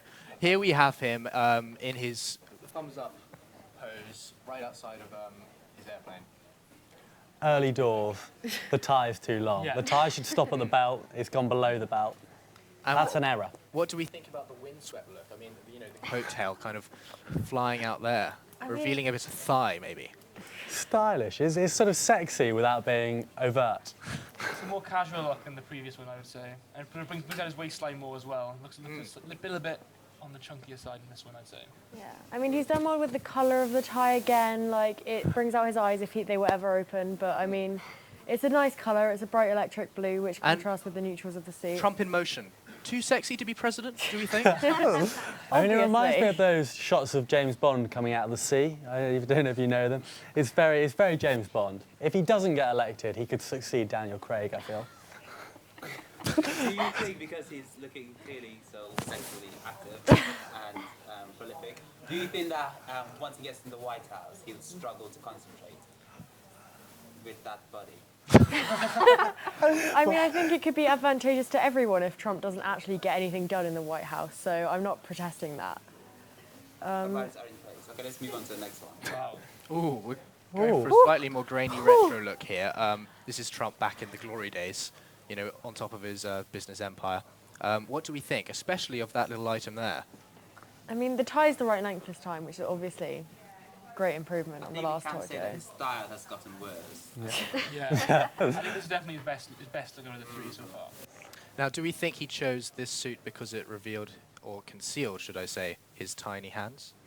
Well, I don't think that's necessarily the suit. I think that's more the fact that he has his hands in his pockets. Does he even have his hand in his pockets, though? Let's be honest. Exactly. It's difficult to say. It is difficult to say. Telltale giveaway of tiny I'm a hands, big isn't fan of the pocket square. I think that is a sign of a stylish man. Yeah, difficult to disagree with that, I feel. The good thing about this picture, though, is that the fact that it's black and white means we can't see his orange face. Yeah. This is true. That's a plus. Do you have another picture? Apparently not. Also, just while we're on this picture, I guess, it is quite a relief that his hair's not in the shot. You don't get to see the quiff. And his chin looks a bit big. Squirrel. Yeah. And the thigh's a bit lopsided. A lopsided thigh. Yeah. Classic issue. Do you have another picture? I don't think we do. Okay. Shall we move on to less serious things and talk instead about the actual candidates? Yeah? Let's do that. Yeah. Should we do that? Should we start with Olivia? Oh, no. Oh, We've got another picture for you. Thank you, people in the studio. Oh, wow. This is the final photo, so... This is not good. He's made a mistake with the hat. I mean, the red is obviously going to clash with the orange. Orange and red. I have to You disagree. have to be brave to work that. I think that caps are a really good look on any man. I'm a big advocate of the cap as a look. I think he looks 10 out of 10. I'm more concerned about the tightness of the polo shirt. Yeah. I mean, And what do you It think about shows the off too much. all-white clan look? It's a Is he bit... going in for a wet t-shirt contest after this? Yeah. To be fair, he'd be well suited to that on the basis of the shirt. He's mad. I see Winnie the Pooh as well. I see Winnie the Pooh with the red hat, the red face. Him touching his groin for some reason. Where is it? Yeah. He has It's a good swing, though. shades of white, which is really bothering me. Like, he's not a piece in the Tate Modern. He's a person. He needs to match those shades of white. Maybe get some dab on it. I quite like the fact he only has one glove. I know that's a golf thing, but it's also quite MJ. An astute eye for fashion. I think that rounds up Classic MJ. that rounds up Trump Fashion Week here. So well done. Thank you for playing. The winner undoubtedly is yourself for that. Yeah. note. Can we move on to some more serious topics? Yeah? You ready? Ready. Okay, so Trump over the last week or so has been complaining that Hillary Clinton has got all these celebrities campaigning for her. She's got Beyonce, Jay-Z, Lady Gaga, Katy Perry, and Trump's been complaining that he doesn't need that and that perhaps it's unfair that Hillary Clinton has all these stars and that perhaps it's cheating. So my question is, do you think that's a fair comment? Or do you think it's just whining and needs to shut up? I mean, Doesn't Trump always need to shut up? That's the problem. I mean, it's absolutely not a fair comment at all, is it? Because that's like, I mean, it's utterly ridiculous. A, he has Nigel Farage, who trumps Beyonce and Jay-Z. But secondly, you can't, it's ludicrous to say that you can't have endorsements. Because it's ludicrous to say you can't have endorsements. Because? Keep it together. Yeah. The states pride themselves Right. on the right to free speech, and I think to say that it's unfair of Hillary to have endorsements from celebrities is completely against the Constitution of America. Yeah, again, America pride themselves on the right to free speech, whether that's celebrities, not like normal people, us who can't ever reach the heights of Beyonce and Jay-Z. I think to say that it's unfair of these celebrities to express their opinions would be going against everything that America stands for. And given that Trump claims to be so patriotic, I think it's a completely hypocritical thing of him to say. And just we got some breaking news in. It looks like Trump is going to take home Texas, Kansas, and North Dakota, so no surprises there. And also Hillary Clinton will be cleaning up in New York. Yeah. So what do you think about the fact that Hillary Clinton will be taking New York? I mean, that is her home state. We kind of as Trump is. Yeah, but Hillary Clinton is more of a New Yorker, and people in New York are more liberal, and they can't stand Trump. New York's voted Democrat, will vote Democrat every time. It doesn't matter who the candidates are, so there's not so much to say about that. Texas is vaguely interesting because although it's voted Democrat this time around, it's got an increasing Hispanic population, and so it's going to be interesting to see what the margin is there, because if it's less than 10 points, that could come into play in 2020 or 2024.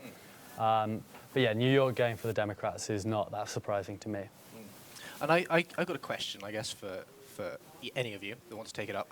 So the two campaigns, one slogan is Make America Great Again, whatever that means. I don't know when America was great, perhaps 1990s, but Trump seems to think earlier than that. And Hillary Clinton's campaign slogan, Stronger Together, which is quite wishy-washy, vague, lovey-dovey, no one really knows what it means.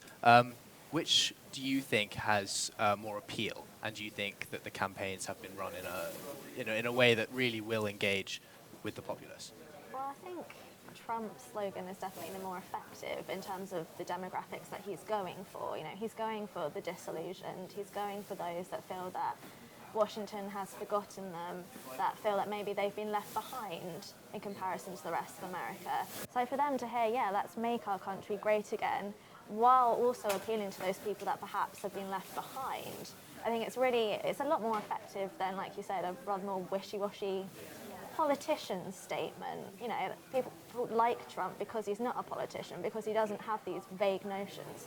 What he says is incendiary, but it's what he genuinely believes in, and he says it straight and to the point, and I think people really, really like that. And I think there was a rare moment in the campaigns where Hillary, I think you all know what I'm talking about when I say Hillary said about the basket case of deplorables, which I thought was actually quite revealing, because, you know, stronger together, trying to unify everybody under Hillary Clinton is never going to work. And actually, perhaps if she hadn't taken that back, and if she'd have stuck by that and said, no, there are real divisions here, you know, that we've got to clarify, and politics is about division, maybe she'd be doing better, do you think? I totally disagree. 40% of people are going to vote for Donald Trump, whichever way this goes. Calling 20% of the electorate a bag of deplorables is a totally negative, it's a totally backward stance to take. If she'd done that, she'd have just proceeded to alienate people. I think you have to be careful. You have to take, as she said, you have to take the high road, not the low road. So you don't think that she should have embarked on a war of rhetoric with Donald Trump? A war of rhetoric with Donald Trump is very different to a war of rhetoric with the electorate. She can. Well, no, because I mean, Trump often calls his own people stupid. I mean, he went to a rally in Iowa and called Iowans stupid to their face. Yeah, but Donald Trump, I don't think, is the man you want to emulate necessarily in well, no, I'm just presidential thinking, politics. you know, we could be looking back on this tomorrow thinking, what did Hillary do wrong? We could be. I don't think we will be, but maybe we will. Or we could be thinking about all the amazing things they've done over the campaign. Speaking of which, we've got a lovely little VT here. See what I did there? Which basically sums up some amazing moments over the campaign. And I believe it's about to come up right now.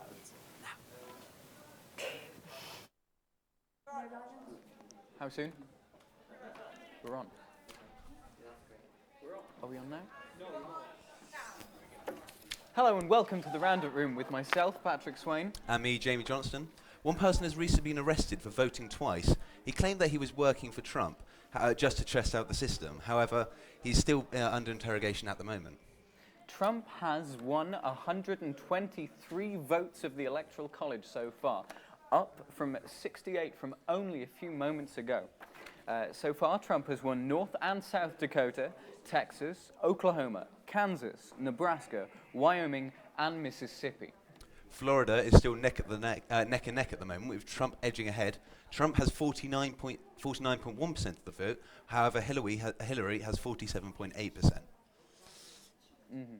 This is only a very small percentage, of course. However, Clinton has so far won Rhode Island and D.C. Where else is Clinton? Oh, Hillary is still won in New York. She's won in Illinois, Port Maryland, and New Jersey, and has recently won in Washington, D.C. All right. Thank you very much. This has been the Roundup Room. That's us signing off for the moment. Thank you very much. See you later. Yes, thank you. Thank you.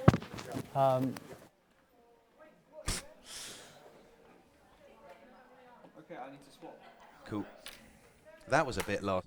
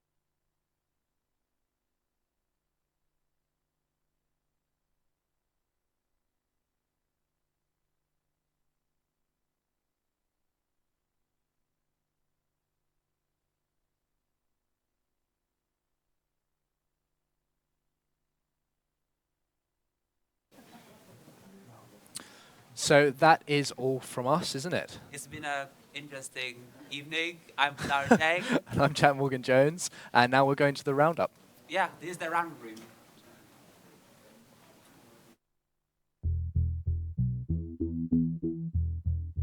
Let me just, he wants to be a tough guy. A lot of times, you'll have, and it doesn't work very well with How tough is it to take property from an elderly woman? Let me talk. Quiet. How tough is it? A lot of times,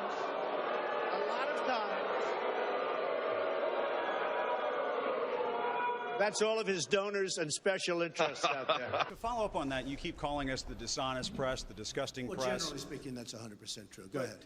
I disagree with that, sir. And if I can ask you this question, it seems as though you're resistant to scrutiny, the kind of scrutiny that comes with running for president of the United States. I like scrutiny, but you know what? When I raise money, excuse me, I've watched you on television. You're a real beauty. But Mr. Trump, you're not a nice person. We don't need nice. That's true. But actually, I am. I think I am a nice person. It's just awfully good that someone with the temperament of Donald Trump is not in charge of the law in our country. Yeah, because you'd be in jail. Secretary Clinton. Hillary Clinton wants to allow. And why did it morph into that? Answer the question. Why do you still believe? Her? You I interrupt do. me all the time. Why don't you interrupt her? Would you please explain? Folks, we want those people back. And if they said no, I would have said bye-bye, and I would have doubled and tripled the sanctions, and we would have had them back very quickly. Very, very quickly. Hello, Mr. Trump. My name is Lloyd Brunson. I'm over here on your right. Oh, I will build a better wall, and I'll build it for cheaper, and Mexico will pay, if that's your next question. Yeah, how do you get Mexico to pay? Because they are ripping us left and right. But Mexico. how do you make By them the way, pay? I love the Mexican people. Many Mexican people work for me. Many Mexico people I do business with. They purchase things for me, like apartments, et cetera, et cetera. I have great relationships with Mexico and with the Mexican people. I love the Mexican people. I love their spirit. We are not making our product now. China and other countries are making our product. But, I mean, we live off Chinese manufacturing, whether we like it or not. That's because when you say we, you are stupid. You have to have some form of collegiality if you're president of the United States. I get along with everybody. Okay. I get along with the Chinese. By the way, people think I don't like China. I love China. I sold an apartment for $55 million to a Chinese gentleman. I know nothing about Russia. I know about Russia, but I know nothing about the inner workings of Russia. What do you think will happen if Aleppo falls? I think Aleppo is a disaster, humanitarian-wise. What do you think will happen if it falls? I think that it basically has fallen, okay? How stupid is our country? The Middle East. They become rich. I'm in competition with them. They just built a hotel in Syria. Can you believe this? They built a hotel. He said that he could not possibly have done those things to those women because they were not attractive enough for I did not them say to be that. assaulted. I did not say that. In fact, he went on to say... Her 2 minutes, sir, her 2 minutes. But did not say that. It's her 2 minutes. Nobody has more respect for women than I do. Nobody. Nobody has more respect. Please, everybody. And frankly, those stories have been largely debunked. And I really want to just talk about something slightly different. The biggest in the world, a Chinese bank. Don't worry about that baby. I love babies. So I love babies. I hear that baby crying. I like it. What a baby. What a beautiful baby. You know, it's sort of fun. Isn't this more exciting? You know? You go to a Hillary thing and it's like boring. You go to a Jeb thing and you fall asleep. Let's say China. China, China, China, China, China, China, China, China, China, China.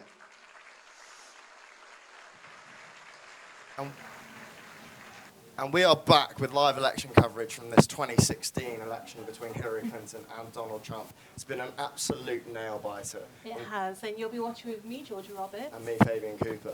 So we're expecting a lot of results to come in on this hour, so do stay with us. We've got a lot coming up. First of all, let's just take you to our panel. Let's get some introductions in. So we're here now with Joseph Withers and Hannah Stevenson from Xpression, Barbara Bannon from Expose, and Julian Law. First thing we need to update you on is the race in Florida. Florida is currently, there's currently a 100,000 vote lead for Donald Trump, but the Southeast, which leans heavily Democratic, is still yet to come in. So we'll be updating you on that as soon as we can. In terms of a general popular vote as well, we have Trump up by quite a lot. A lot of pundits trying to call it earlier, but actually it's really heading in Trump's direction. So far, it's still too close to call in many crucial states. So Florida is actually looking to be won by Trump, we're just hearing. So let's just get some initial thoughts on this from the panel. Guys, maybe going to you, Julia, first. What are your thoughts on that? Well, obviously Florida is a swing state, so any kind of Trump news coming from there would be bad news for those, of course, supporting Clinton. For those of us supporting Trump, that would be, of course, good news.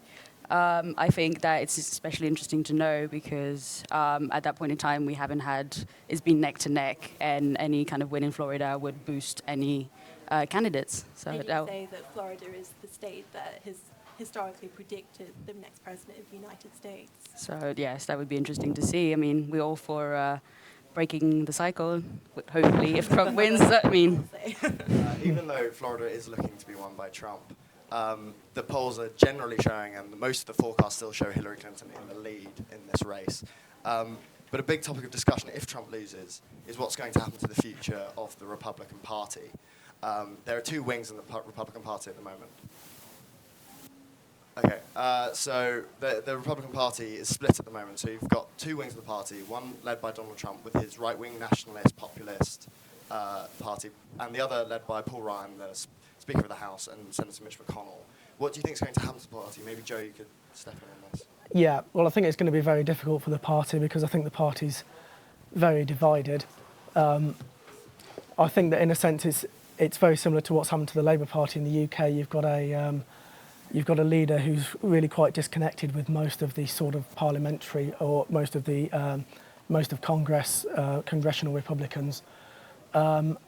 So I think that it's going to be very difficult. I think these Republicans have got to compromise to some extent. They've got to accept that their rhetoric and their ideas are getting a bit stale, and Donald Trump appeals much more, and they're going to have to come to a compromise on a lot of issues. Yeah, I mean, you drew the Jeremy Corbyn comparison. I mean, I suppose one difference you could highlight is that Donald Trump is very much happy to push aside the Republican Party, whereas Jeremy Corbyn is very much trying to align himself with true Labour voters. So in terms of Donald Trump very much running as an independent candidate, what would you say about that?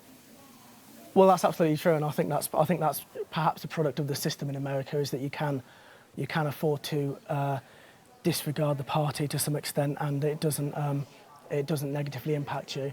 And I think we see that with Jeremy Corbyn as well, because now that he doesn't rely on the party to be voted on, he can also disregard the party, although slightly less blatantly. But I suppose that's just Donald Trump, really. He doesn't care what other people think.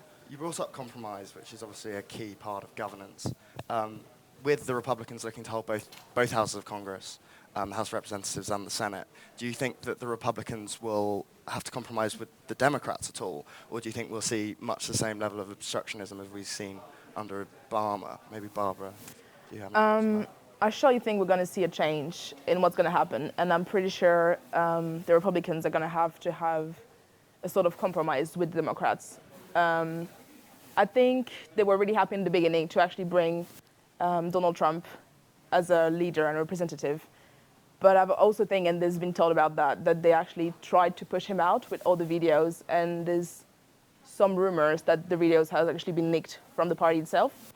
So I think they actually try to reinforce and change their views now and the people that are going to represent them in the future.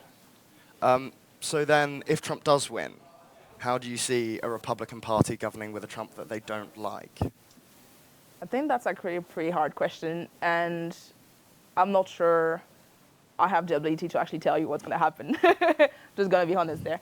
But I think that they're going to see, for the beginning, what's going to happen, how he actually takes the lead, and how the population is going to work through that, and then maybe try and push a more democratic view to what's happening.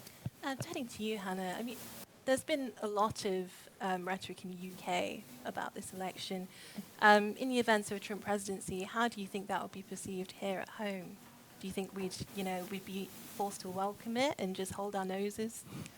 I mean, it's very difficult to say. Obviously, the UK itself is undergoing some sort of seismic political changes at present.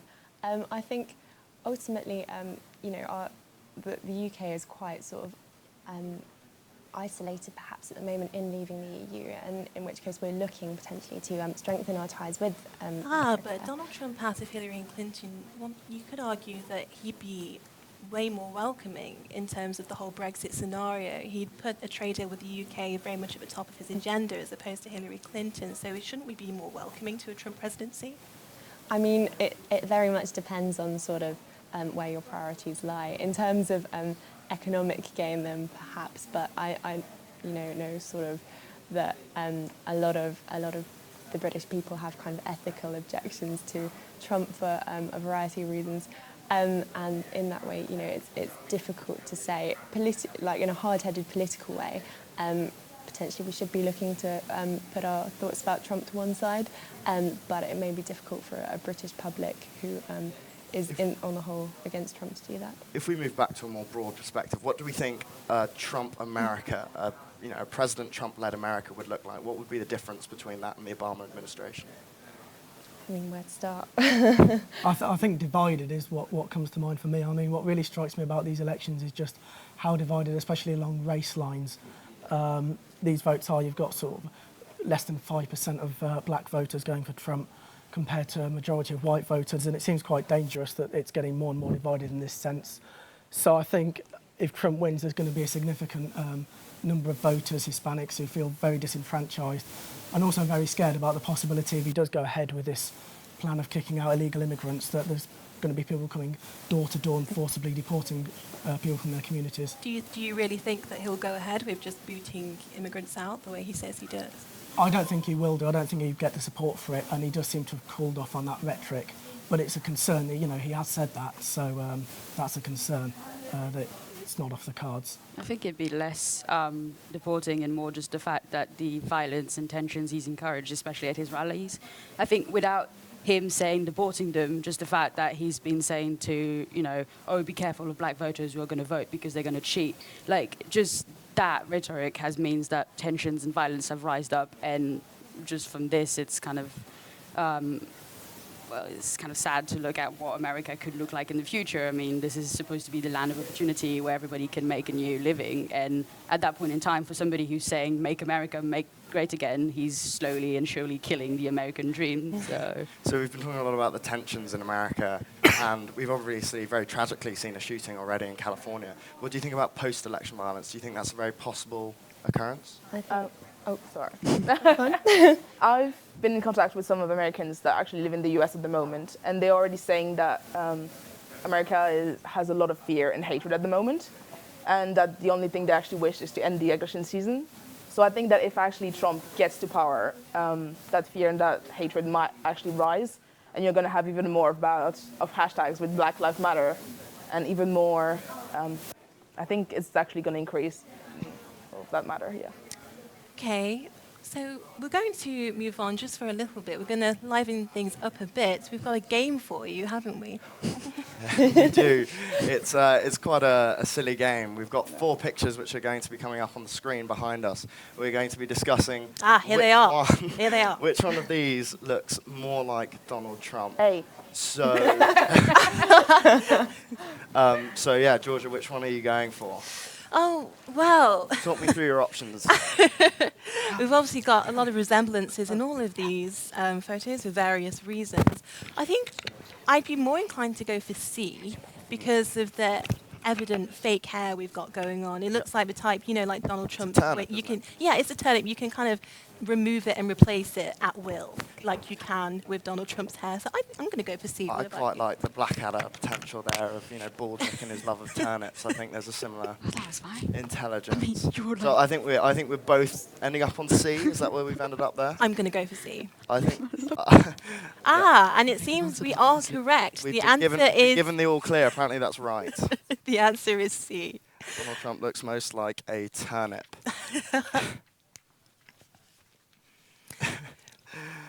Good. Okay. So again, moving back on to more political matters, we've seen what we think. Oh, we're moving on to more. We are moving on to more political matters.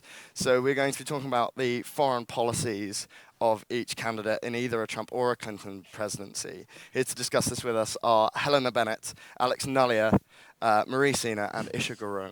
So during the campaign, we've heard a lot of rhetoric surrounding issues like Islamic terrorism, strong buzzwords like this. And do you think he's serious about this stuff, or is it just political posturing that he's doing? Maybe we can come to you first, Helena. Well, I think from everything You're going home.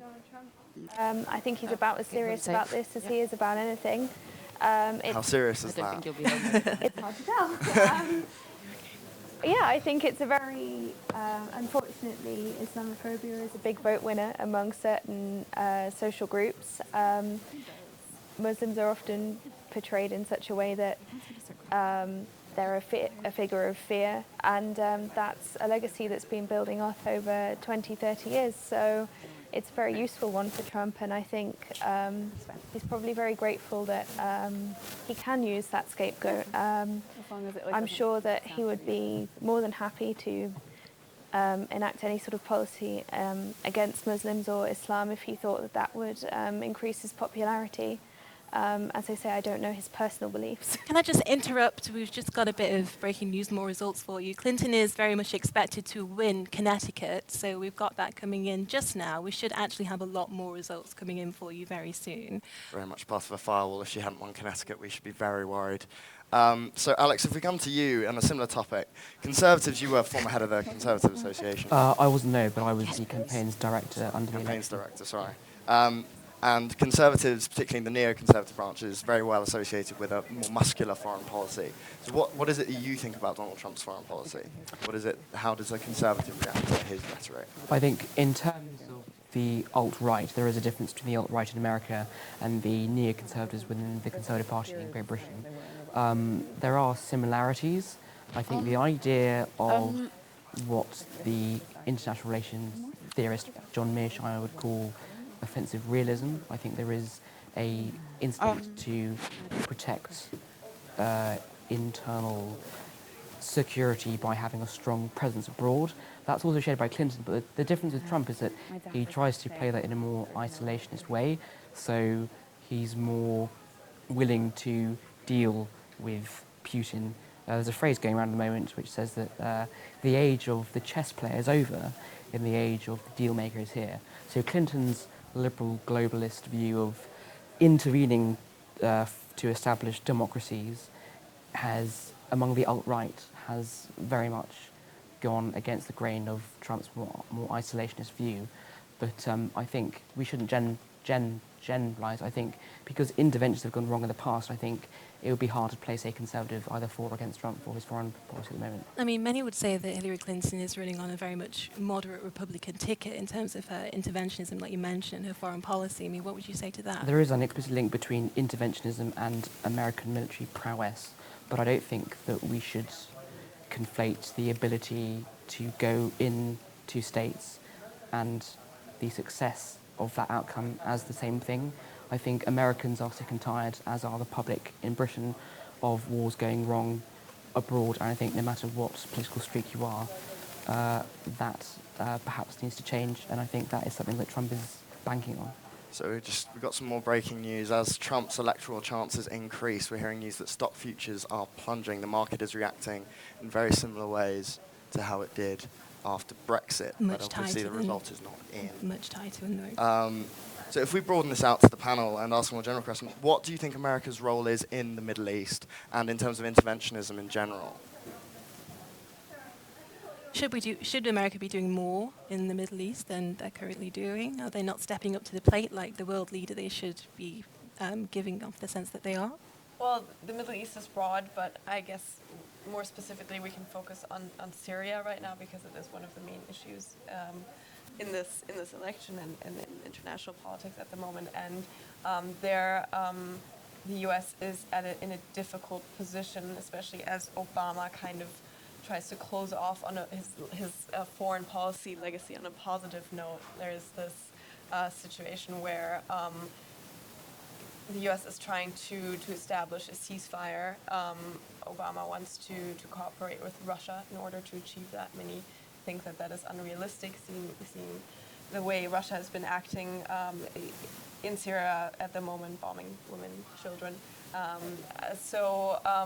The successor of Obama, in a way, will have to make a decision on what route do we continue on. Do we try to establish a ceasefire? Do we try to limit the sort of violence going on there? Do we put in troops like Trump wants to, or do we work with fighters from Kurdish, like Kurdish militant fighters? Or sorry to just quickly interrupt. Yeah, we are just hearing that Hillary has been given Connecticut, and I think we're getting that Trump has been given Louisiana. So there we are, more results coming in.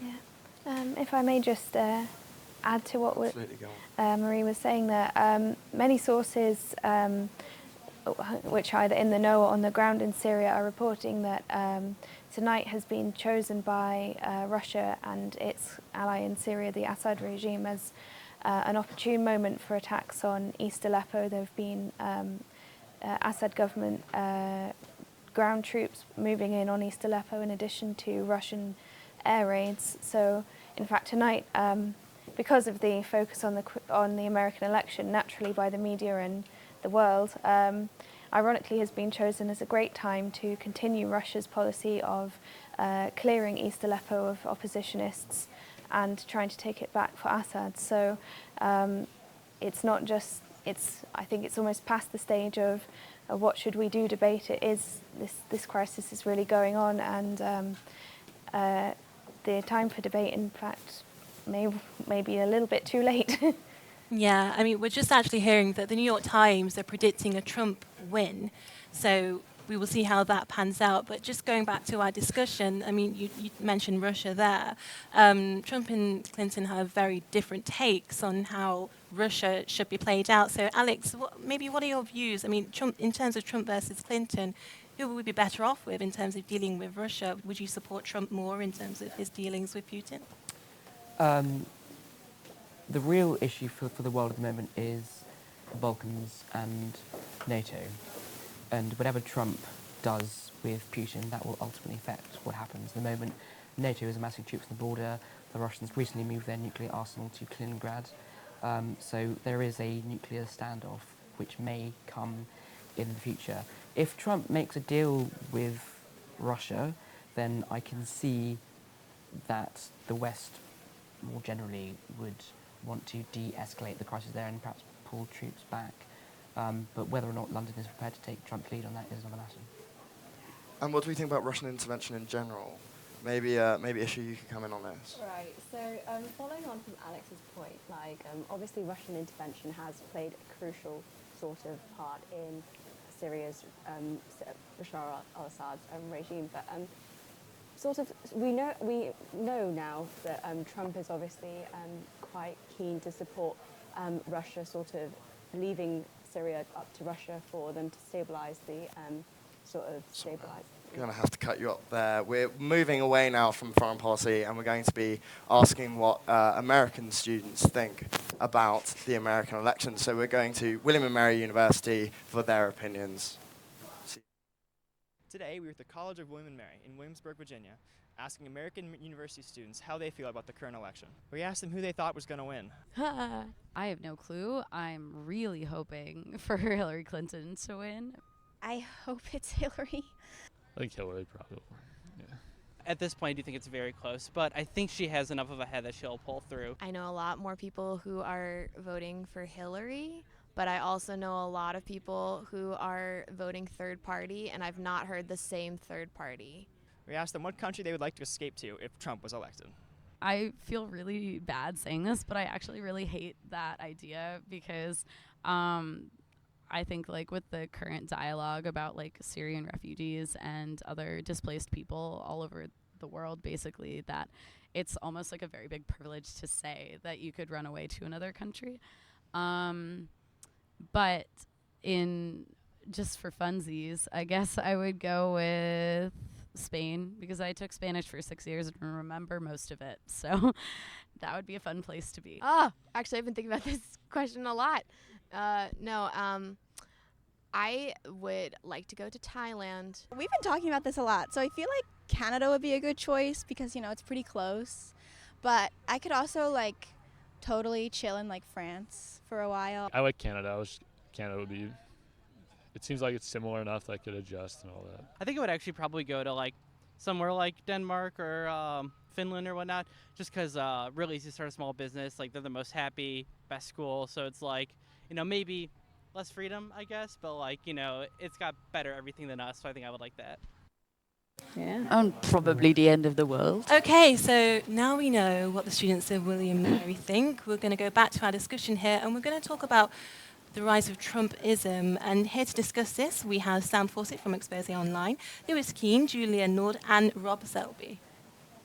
Bill Clinton once said that it's the economy stupid, and that's how elections are run. Do we think we can put Trumpism down to the economic problems of the white working class, or is this an oversimplification? And can I just quickly correct myself? We have Zena, not Okay, carry on. It is an oversimplification. There's been a tendency among particularly the left to assume everything can be boiled down to economics, but it can't. Like, when people talk about left behind, it doesn't make sense that like black voters are in no way less left behind than white working class voters. Indeed, one could say more so. Women who are more likely to break for Clinton are no more left behind. It's a clash of cultures. It's a left behind in a cultural sense, but I think it's people's values, often a lack of education, or not to sound snobbish about it. It's this kind of cultural clash rather than, it can't simply be boiled down to economics. Do you think this disaffection, though, would possibly just be expressed in different ways? So black voters go into Black Lives Matter and they protest in that way, and white voters have moved further to the right, if we open it up to the panel. Do you think there's different expressions of the same sentiment? I think that the issue is that especially with the Black Lives Matter movement, there is definitely still a clear racial inequality. And so while they're also expressing dissatisfaction with, raging inequality, the death of the American dream, and the fact that it has really negatively affects them as a minority population, white voters who are also suffering some of those issues, because they're not facing the same systematic inequalities in regards to violence and all that kind of stuff, they flock to government because they see government still as the institution that can change that. Whereas I think the Black Lives Matter movement is proof that they have no longer any faith in the government. Yeah. Also, in terms of candidates, I feel like Clinton is in terms of the pitting of candidates, Clinton is probably the least viewed as, in terms of the Black Lives Matter movement, as someone who's capable of appealing to them. I mean, Clinton was famous for saying, calling black criminals super predators when her husband Bill put forward a 3 strikes rule about crime. So we have here kind of a perfect storm of candidates who aren't necessarily trustworthy in ethnic minorities' lives. Yeah. Sorry, to cut off again. We've got some more news. There are now warnings of financial crisis coming in the news that Donald Trump is leading. Maybe we could say this is kind of an irony, because a lot of Trump supporters would say, I think it was something like 50% of them said that the economy was their chief concern. So if they vote Trump and then the event of a Trump presidency, they see the markets just suddenly crash. I mean, what does this spell out for them? Does this disillusion Trump voters completely? And the other point of irony is that he's a businessman. He's a businessman who's going to kill business in the United States of America just by being elected, which is baffling because, his whole thing is jobs, money, make America great again. Actually, what makes America great globally is largely our financial system. The military is huge, but also not very adequate at fighting guerrilla warfare. So if we lose our financial capabilities, then what do we have other than aggressive patriotism? I don't know. It's just it's completely ironic to me that this is what's happening now. A lot of your malcontent with this election has led to a rise of third-party candidates. So you've seen Jill Stein and Gary Johnson from the Green Party and Libertarian parties, respectively. What do we think of their candidacies? Are they serious political figures, or are they very much the fringe that we're used to seeing from independent parties?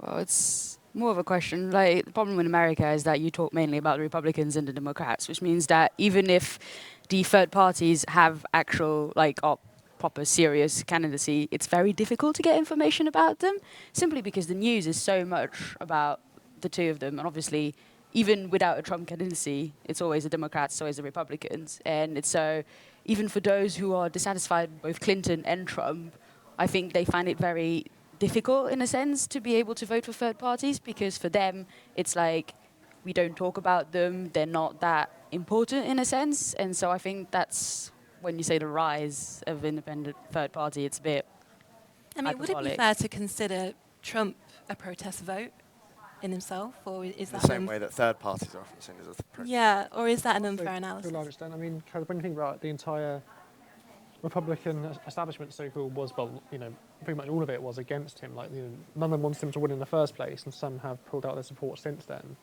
He's not a Republican in a traditional sense. So, yeah, I think, he has garnered a broader range of support than one would normally expect. Especially since considering that people like Dr. Jill Stein have actually said that Clinton is no alternative to Trump, and so therefore encourage a kind of disaffected base to abstain or vote for them.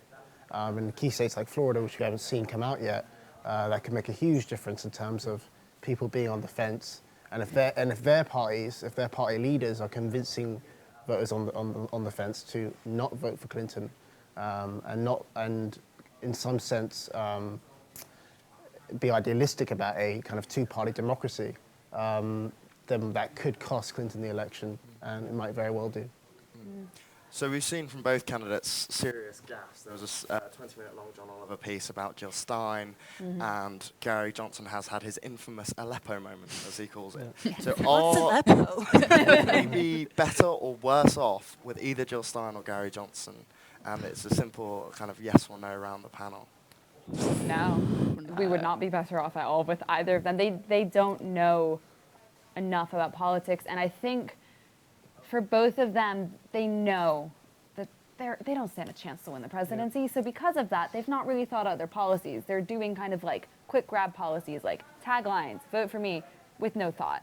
And that is where these third party candidates, one of the reasons why they cannot be taken seriously is they know they're not going to win, and the support base comes from that. So, I mean, what you've just said because easily described Trump in the early days. Sorry, especially the whole policy on the grab. I mean, he's a man we've seen at debates kind of come up with last-minute policy like, oh, I know what sounds really offensive. Let's make a policy out of it. Yeah. But yes, as you said, they're not serious candidate in the sense that they haven't prepared because they thought they can't really win. Yeah. Also, in terms of Congress, neither of these parties actually have a say in the legislation that happens. I mean, you're better off getting involved in Greenpeace than you are voting for the Green Party. So I don't really see what the line of argument is, and it seems to all come from voting your conscience, which seems like a very Trumpian sentiment to me. Yeah, protest candidates in first past the post elections are always dangerous, always selfish, and nearly always immoral. Okay, so we're going to have to move away from this now, this fascinating discussion. We're going to take you to the roundup room where we are going to get the latest on this race, which as it unfolds, it's very exciting. I can't wait to hear. And when we come back, we'll be discussing American identity with some students who have all studied or have some kind of very in-depth connection with America, so stay with us. So look. Hello, I'm James Woolcock and this is the Roundup Room. I'm Patrick Swain. We're going to start with the news that Trump is currently on 137 electoral votes and Hillary at 104. Now, the key state of Florida has been very close throughout this entire night. However, we're currently getting news that Clinton is on 47.7% of the vote and Donald Trump is on 49.2%.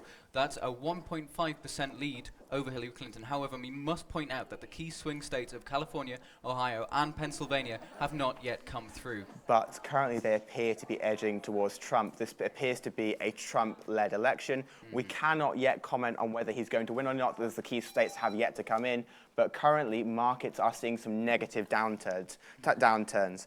We are currently going to list the states that Trump has won. There is Nebraska, Arkansas, Indiana, Kansas, Kentucky, Mississippi, North and South Dakota, Oklahoma, and South Carolina. Plus Tennessee, Texas, and West Virginia. So more to come on that. There is still space for Hillary to come back. California is yet to be announced, but is normally a Democratic state. And we think that currently the New York Times has said that Trump now has a 53% chance of winning. So they're still very, very, very, very close. And indeed, this closeness has led to what Bloomberg predicted, which would be the stock market crash. Well, not crash so much, but something not seen quite since the vote of June 23rd with Brexit. And the interesting thing now is international reaction. People in Canada, there's apparently nerves are starting to fray, because around the world, the Trump victory is generally seen as a bad sign. We know that here in Exeter, there are some sort of negative things beginning to stir. In our next roundup room, we'll be talking to Tristan Gatwood. So yes, I think that's about all for the Roundup Room this week. Yes. I've been James Woolcock. I've been Patrick Swain. And that's all for now. Thank you. Okay, so now that we have a clearer idea of the state of a race, we're going to come now to our all-star panel of students who have all studied in America or who have lived in the States. So with us, we've got Alex, we've got Fatima, and we've got Owen from Exposing Sport, and we have Grace.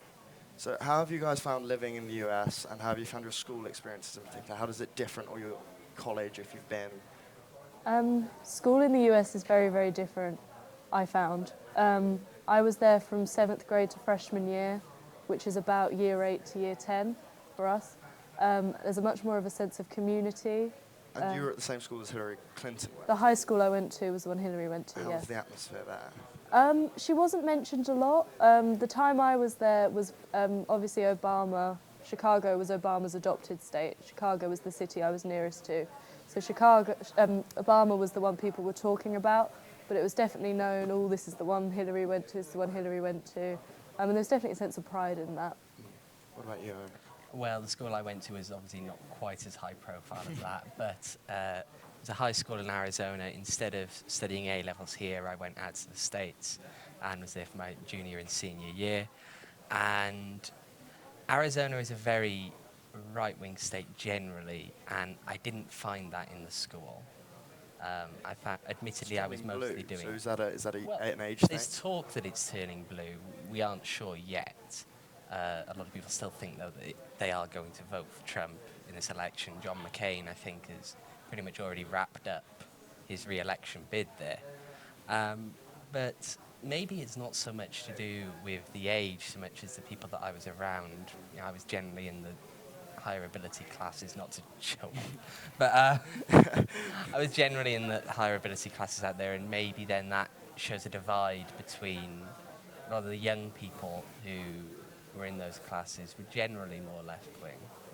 Fatima, as a British Muslim, I assume you have some family members in the US. I've got quite a few family members in the US, and watching just now what's going on is faintly terrifying and quite horrifying, just because you look at the way Trump talks and everything, and then you think about all of these people who at one point or the other have interacted with Muslims, and then you hear his policies and you hear the way that he speaks about not necessarily Muslims, but the way he speaks about people who have the same skin color as me, or who speak with the same accent I do, or who hail from the same country that my family hails from. And you just think, how many people are there out there who are actually agreeing with him? And I think when you put someone like Donald Trump on such a big platform and you let him compete in the US presidential election, you realize that it's quite terrifying, the amount of people who actually agree with him. I mean, a lot of yeah. people, for quite understandable reasons, don't understand why Trump is doing so well over there. I mean, could you give any insight into why this might be? The thing is, funnily enough, I wouldn't say I understand why he's doing well, but I can see the appeal. So you've got someone like Donald Trump who goes on this huge platform and on like the basis of, America, the land of freedom and democracy and everything, he says, so here's my list of people I don't like based on their religion, their skin color, and all sorts of other things which don't really matter. I want to get rid of them. Who's with me? And then all of these people stand up and say, oh, so we've got someone like Donald Trump going on this huge platform and saying, I want to do this. So that means we can say it too. That means we can do it too. I've got family there who have, grown up in America, been born in America, who consider themselves Americans. And when this started happening, they're stopped on the streets and their, racist slurs are called out against them. Or someone I know was recently told to go back where they came from, and she just looked at him and said, but I'm from here. Like, just because I'm not a white male like the man that you support doesn't mean that I'm not from here. So hearing stuff like that is just scary. One of the big differences that we often think about when we think about American and British schooling is the role of nationalism, often singing the US anthem, the Pledge of Allegiance. How much did that play a factor in your upbringing? Massive. The first day I turned up there, I was asked to memorize the pledge. And I always tell the story that on my first day there, they taught me the pledge and then said, will you want to say God Save the Queen afterwards? And I said, no, that's not what we do in the UK. And they couldn't believe it. And I was told to face the flag and put my hand on my heart. And we were examined on our ability to memorize the preamble of the Constitution. Like, I still know it now. They drill it into you. And everyone's very proud of it. But I think over here it wouldn't be seen in the same way. I think one of the reasons we talk about why some people can't understand why Trump is doing so well. I think American history has a history of nationalism. It has a constitution, whereas in Britain we don't have a constitution. And it's very easy to rally around a document or a flag, which is far more defined in America than it is in Britain, whereas our patriotism here is hard to conceptualise, whereas in America you can point to certain things, and Trump seems to be using that to garner his support. But why is it so much harder to conceptualise here? Why is it so, patriotism these days in the UK is very much associated with the far right, and that's not the case in America, so why are we seeing this change? I wouldn't say patriotism is associated with the far right. There is a traditional left in Britain who are now shifting towards UK, but to get back to the point, I think that patriotism within Britain is harder to define because we have a longer history than America, and we have more influences on us. So we're more mixed, and America is younger and therefore more fresh and more defined in itself. In a few hundred years' time, that will not be the case.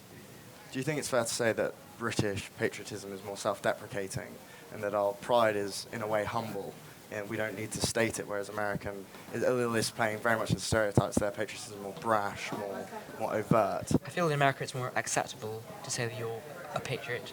I'm a patriot. I love this country very much. I'm not nationalistic in the sense that I think that Britain is better than other countries, but saying that Britain is a great country is, I think, quite a valid statement to hold. Do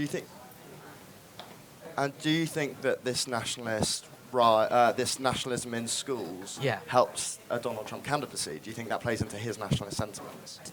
I think so, yeah. I think with generational shifts, you usually see a shift from the left to the right over time as you grow up. That's the classic adage. But because it is so ingrained in American culture, it does not necessarily put you in a political box, but it does politicize you either way, yeah, definitely. Perhaps just drawing the discussion back to life and living life in the US. I mean, on religion, would any of you say that, it's quite clear that America as a country is a lot more religious than the UK. There's a lot more people in the UK who associate themselves as atheists than would dare to admit in America. What part does religion have? Is it quite a stifling influence in America, would you say? Well, from the pledge and the preamble of the Constitution talks about God. All of my friends would probably have identified as some form of Christian. Where I lived in a suburb about 20 minutes from downtown Chicago. Downtown is a lot more diverse, but the suburb I was in, I think it was 98% white. There were a lot of Irish people there, so a lot of Catholicism. And they would have, I remember just before I moved out there, I was told that you need to get used to not saying, oh my God, because it's seen as more offensive out there. So, under God, indivisible, that's how they think out there. And Sunday school, things like that are still very much commonplace, whereas I think that's drifted a bit more in the UK. Why is it that the evangelical population of America has voted so strongly in favour of Trump? Trump famously called 2 Corinthians 2 Corinthians. This is clearly a man who, despite his claim to love the Bible, doesn't know it as well as perhaps many other Republican candidates have. So why is it that the religious populace has clung so tightly to him? Does anyone? I would say abortion would be one of the key issues in being pro-life. What do we think about the pro-life stance? Was that something that you guys talked about at school? Because obviously we have very different views on that in England. I think I was there at too young of a stage. I don't know who you It was always in the news when I was out there. There was a controversial bill passed in Arizona that essentially said that doctors had to claim that there was a way of reversing certain types of abortion, even though there's not a general medical consensus that it works.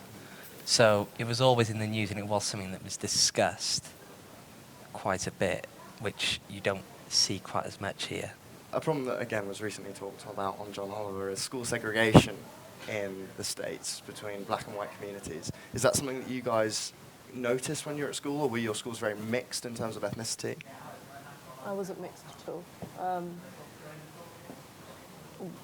You knew that you were in a very white school. And this might sound off, but everyone knew the people that were not of an ethnic minority because they were more likely to be from downtown. And it was just very, like I said, 98% white, lots of Irish and Polish influence, so I didn't sense that at all. I don't know about you guys. I think I agree with you in a sense, but like, I mean, if you compare it with Britain, so if you compare university life even, in America, if you're from an ethnic minority, you know everyone else who is from that same minority, whereas here, I mean, you would know them, but like speaking from personal experience, I have quite a few friends who are not hailing from the same country that I do or don't have the same religious beliefs as me, and that's never bothered me, and that's never been something that I've actually had to think about, whereas my family who lives in America, they have a very close-knit group of people that they've sort of grown up with through school and gone on to have that same group of friends through university. So in that sense, would you say there's more of a need for a certain affiliation to really stick with your group? In America, I feel there is. I mean, it could be just in Britain, it could just be my experience, the fact that I come from a country which was previously a British colony. So for me, maybe it's not a thing. But then again, so is America. But with America, it's the heritage thing, and they're very proud of their heritage. Even if you're not quote unquote American and you're from a different country, you still have that pride. So maybe that is why they sort of cluster together in a sense, not the same way that they do here. Do you think these race and religious divides are playing into the growing partisanship of America? Is that how people are clustering and forming their political beliefs? Definitely. Definitely. I mean, it's unfortunate, but it's very obvious just when you look at the two candidates and when you pick a topic and then you see that their stance on either one of them. I wouldn't say that Donald Trump is anti-X and Hillary Clinton is pro-X, whatever that may be. But you can see that people who would have a problem with immigration and with people of different religions coming into the country would end up siding with Trump just because he's very vocal about how he says, make America great again.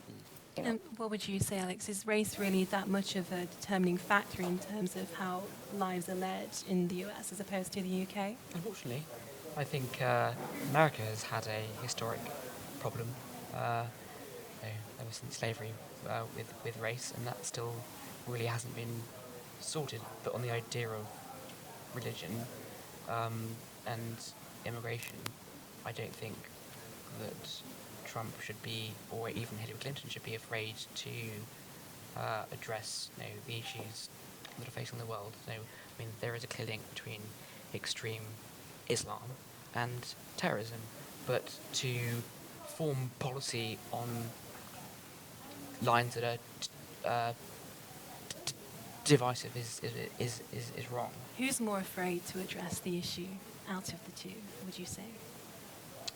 The issue of what, sorry? The issue of race. I would say Trump is. I think that's because he has a history of. I was talking earlier to someone that he had denied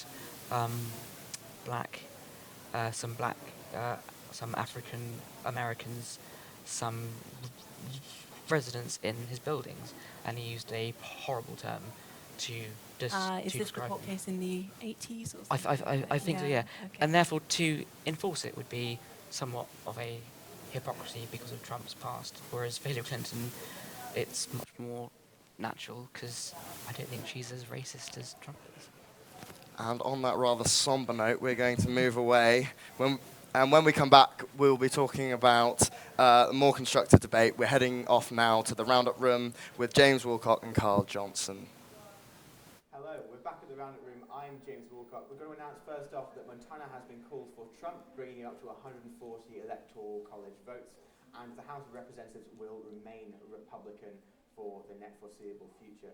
I'm joined now by Tristan. Hello, Tristan. Hi. Tristan is the VP Activities for the Guild, if anyone doesn't know, and we're going to be chatting a bit about Exeter and how we're going to react to what's going to happen tonight.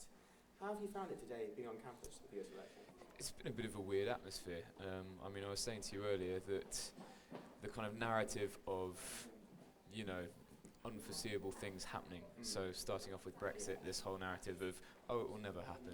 And as we're finding out right now, it's quite likely it could happen. Precisely. Like, people are kind of going off and just doing whatever they want. Yeah, exactly. And so, So yeah, it's been a bit of a weird atmosphere, really, around and about. Dread, isn't there? Yeah. So I don't quite know where the result is going yet, but it's just one of these things that you don't really think of happening.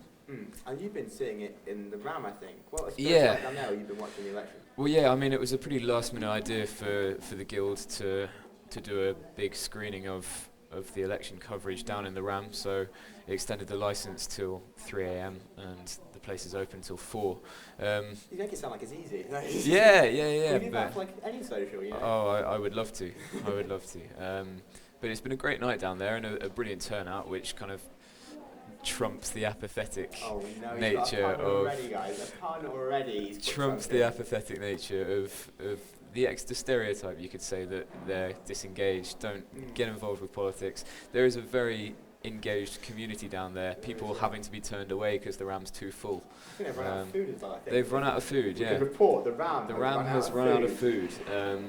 And it's buzzing down there for all the wrong reasons at the moment. So it's kind of like an angry kind of buzzing. It's a kind of angry mob. I wouldn't What kind of things venture have they been in.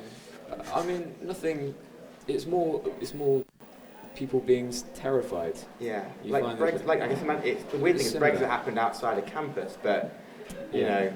I mean, there is a kind of feeling where you get half the people saying it's America, it doesn't affect us, and then the other half shouting them down, saying America is the biggest power in the world. And that if someone is in charge of that, it means so much. Yeah, and they're about to hire a sociopath into the job. I love how you're saying that, regardless of whether it's Clinton or Trump. Well, precisely, yeah. So it's an interesting one.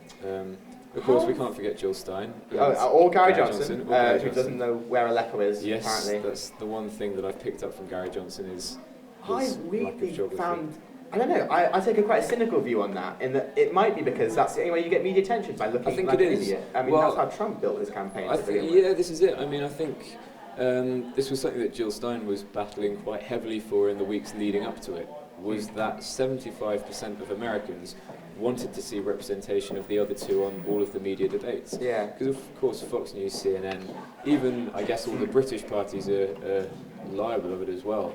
Yeah. We only show the main two, and Americans, unless they really look outside of the box, have a very identifiable box with which they are contained into. Yeah. And so there is Trump and there is Clinton, and there's nothing more. What I find fascinating is, I mean, obviously the VP activities of the Guild, how this could affect Exeter, because these people down in the RAM, I don't think it's going to be like massive. Trump is going to declare war on the university tomorrow if he's elected, or vice versa, but there will be impacts if either are elected, I think. Sure, yeah. I think we're probably, judging on the reaction, we're probably more likely that Exeter will declare war on Trump.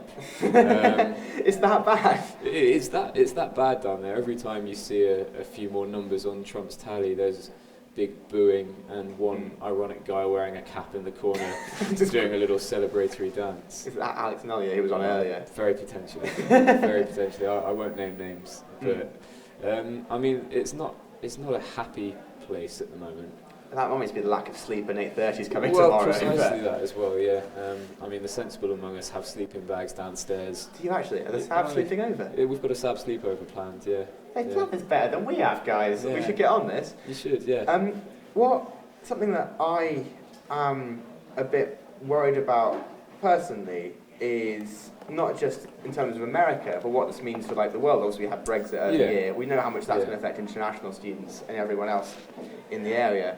We have refugee crises. Yeah. It's very depressing, isn't it, the whole thing? It is. I'm amazed how the Guild stay so positive. First of all. I just like, why we don't just give up. How do you stay positive? How do I stay positive? Yeah, with all this stuff going on. Is this where I'm meant to say yoga? And what promote yoga songs? Well, I don't know. It's a weird one. I mean, in terms of actual physical impact, I think at this stage it's very much mental, and I think we're seeing that with Brexit as well, like with the pound high and the pound low and the pound doing whatever it will. I think it's more a mentality at the moment that's getting people down, and the rise in hate crimes reported, or the rise in actual hate crimes we've had all that to go to September. Yeah, and so I think it's very much a kind of verbal effect at the moment, and I think that's what we'll find I hasten to say, worst case scenario, were Trump to get elected to the White House. I think in the like sends out a message. In the sense that it sends out a message that xenophobia is rife and celebrated, and I mean, however right or wrong, and I'm sure Trump's campaign team will be hastening to say that this isn't the case, and these are one-off incidents, and if he's you're taking down the corrupt elites. of course, the whole rhetoric that we've heard time and time again. But I think it's still a mentality at the moment, and for better or worse, that mentality is there, and so it can't be ignored. It is almost a physical mentality. I mean, if anything, that must be the one good thing about if Trump does win, Yeah. How that would work, in that it is a clear message to everyone who's ever been in government across the world after Brexit as well, that you either have to listen to people. Well, yeah, one of Trump's strategic team members was saying on the news earlier how, irregardless of the result tonight, Trump has done significantly better than he was expected to be. Well, I mean, this is even before. We go back to the very start, 2015 last year, when he announced his candidacy, he was laughed at. Yeah, of course. I don't know if you remember, but Huffington Post, in what must become probably a fatal blow to their paper, put him in the humour section of their paper when they were covering, which I find now laughable in and of itself. I think there's still a good case to put him in the humour section. Dark-hearted humour, dark humour, black comedy, but black comedy is a thing, and so we can't ignore that. But no, I think it's very interesting, because they were saying that there will be a new kind of politics, in the same way that on the Democratic side, Bernie Sanders was yelling all this rhetoric about a new politics, how he was taking down the banks, taking down the corporations. Trump's doing it very much on the other side.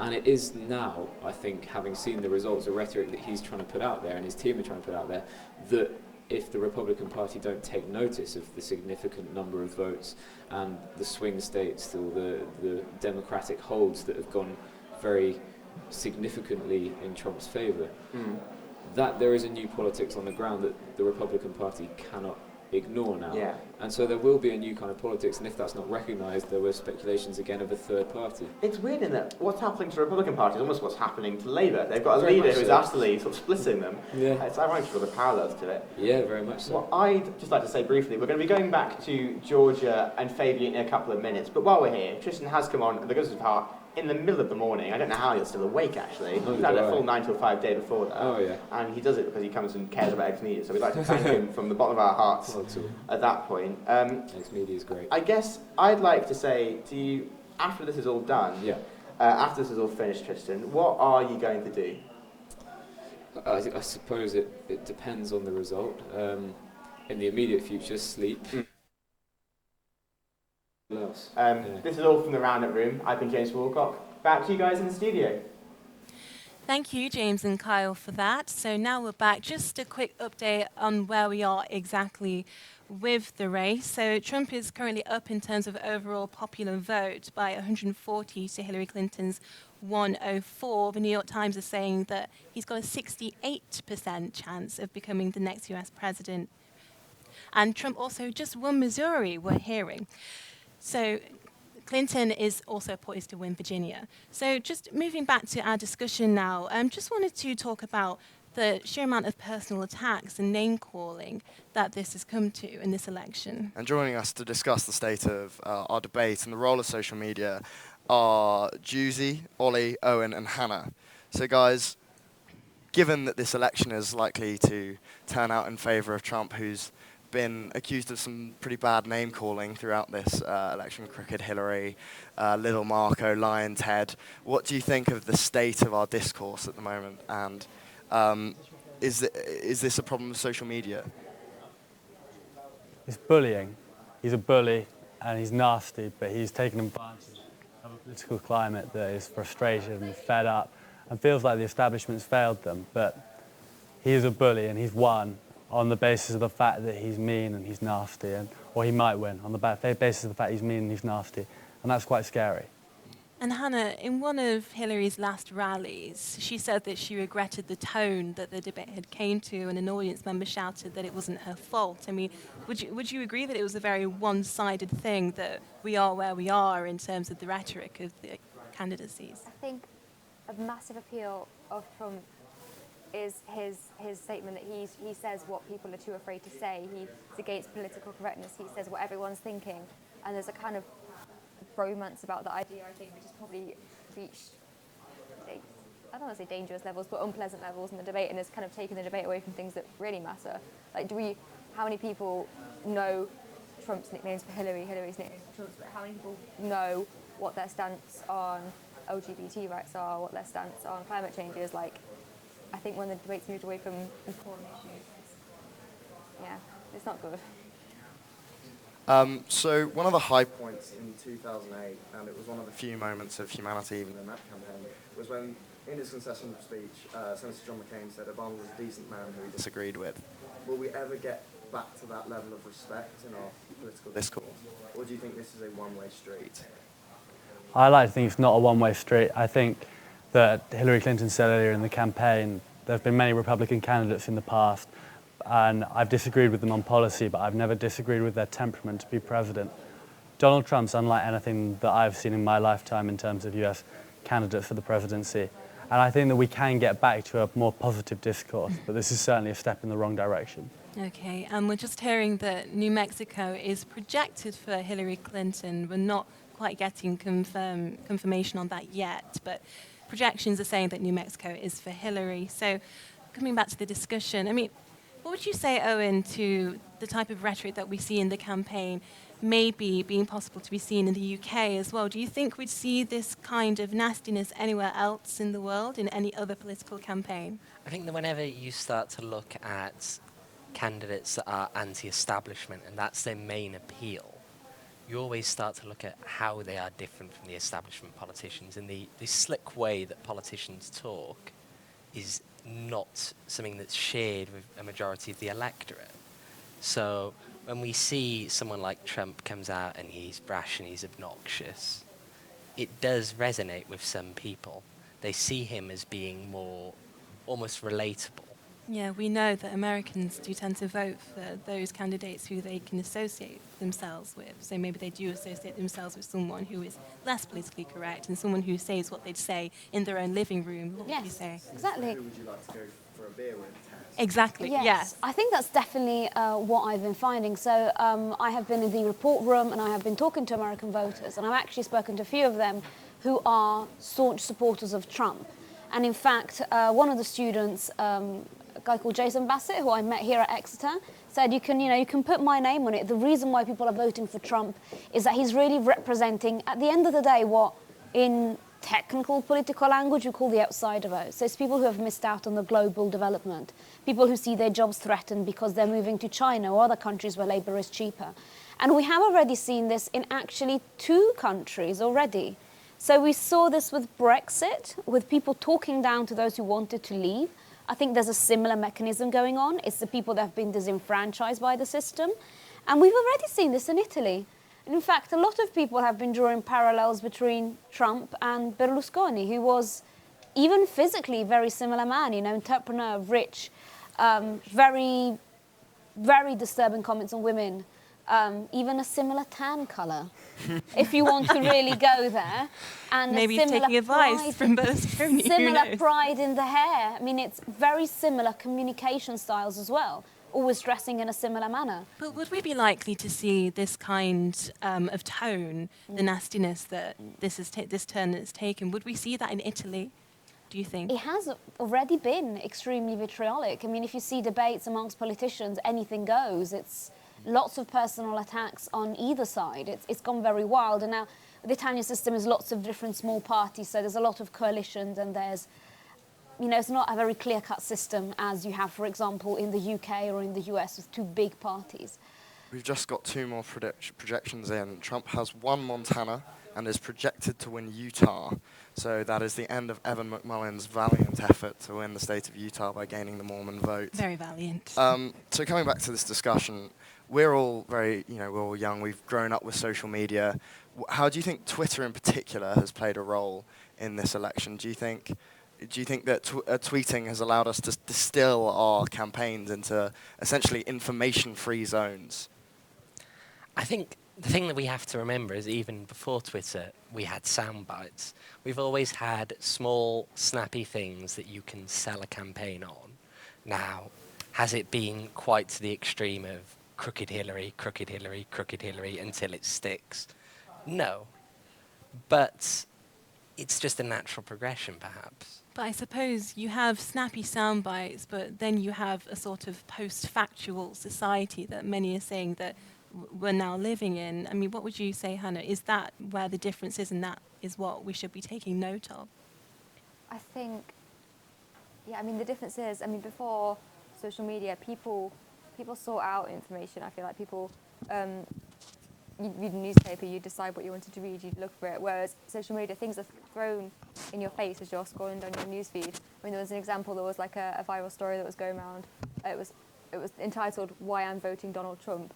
And I saw a few friends posting it, and I was like, oh my gosh, why are they voting Donald Trump? And then you clicked through the article, you read through it, and it was like, I'm not, and neither should you. But no one clicked through the article, no one read it. People live on headlines, people live on little snappy things that stick in their mind. And I feel like post-factual society is pretty apt term. Pretty accurate. Yeah.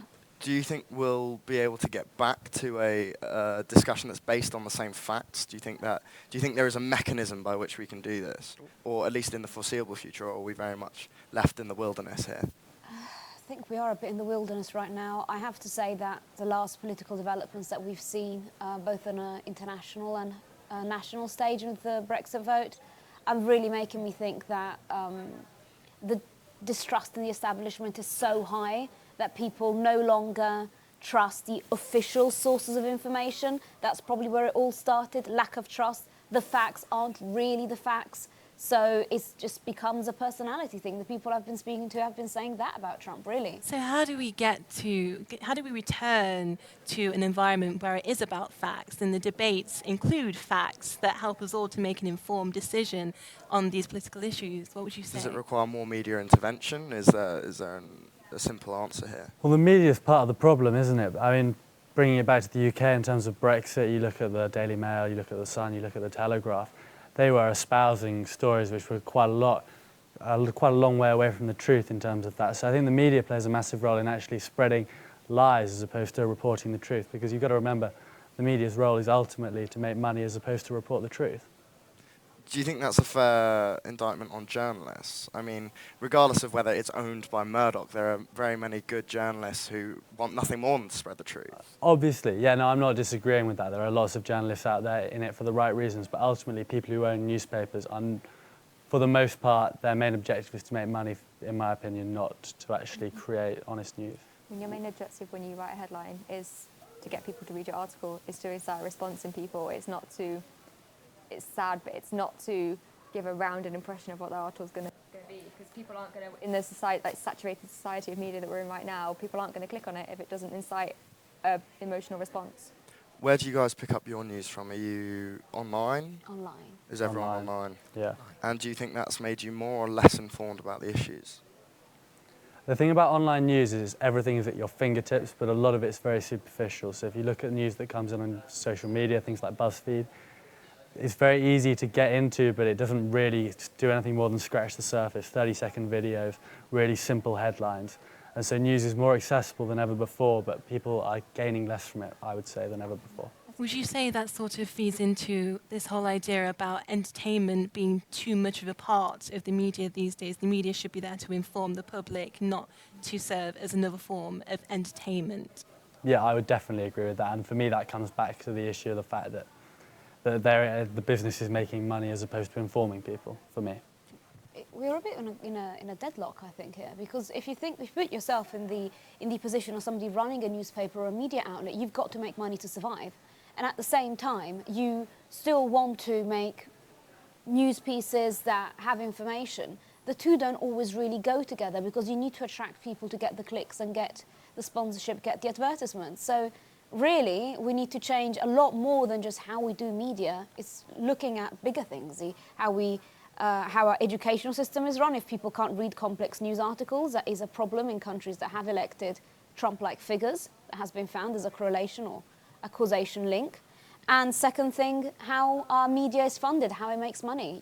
We could say that because social media is rather recent, we still haven't had time to adapt in a more ethical and functional way to this. That's a really interesting point you raised, because a lot of news organisations are moving towards Facebook as their main way of getting funding and getting clicks. So do you think it's incumbent on organisations like Facebook to improve their editorial standards in terms of their algorithms, in terms of which news articles get put onto your newsfeed? Do you think it's actually incumbent on them to up the standard, or where does this change come from? Because it seems everyone's profit motive is aligned in the same way. This is a difficult one, very difficult one, because we don't, as I think I've said before, it's not just one actor like Facebook. It's literally the whole way the system works. It's such a big issue. I mean, when talking about famous populist movement, going back to the Italian case, because they have this legacy of the populist demagogue entrepreneur. When the 5 Star movement, which was a protest vote group basically, came up, one of the first things they started campaigning about, gaining massive traction, is let's stop political parties from funding newspapers. Now, that's one problem, but if we move back to corporations, then you still go back into a large system of elites dominating it. So the algorithms of Facebook or the next big social media site can still be manipulated in a way, what we see. Yeah, and just in terms of, you touched on the need to perhaps simplify the news. Some people don't like reading something that's too complex. I mean, how do you reach that fine balance between generating news that is simple to read and yet contains intelligent, informative content? I mean, maybe, Owen, you can come in on this. Well, that's the main problem, I suppose. If we had the answers, maybe we'd be journalists and not student journalists. But it's definitely a hard one to work out. So. Yeah, so I think, do you think we're going to have to move to different mediums? So print journalism is struggling, to put it nicely, and new forms of media like YouTube videos and podcasts, those are on the rise. Do you think it's going to take an establishment effort to move into these new formats to really regain the popular, the people's trust? Do you think that's one way of moving? It's difficult. We've just got into such a passive way of consuming news. We don't open a newspaper and look for articles. Like, nobody browses, like, for example, the Expose website. Nobody clicks onto the Expose website and browses for something to read. Something pops up, their friend shares something puts them on their Facebook, and what's then put in front of them, they'll click on and read. And it's like algorithms on Facebook, things that you usually look at, topics that usually interest you, they'll come up more and more, like things that you look at on like closed websites, there'll be your adverts that come up. It's a very passive system. People don't search out news anymore, and I don't really know how you would tackle that problem, to be fair. Yeah.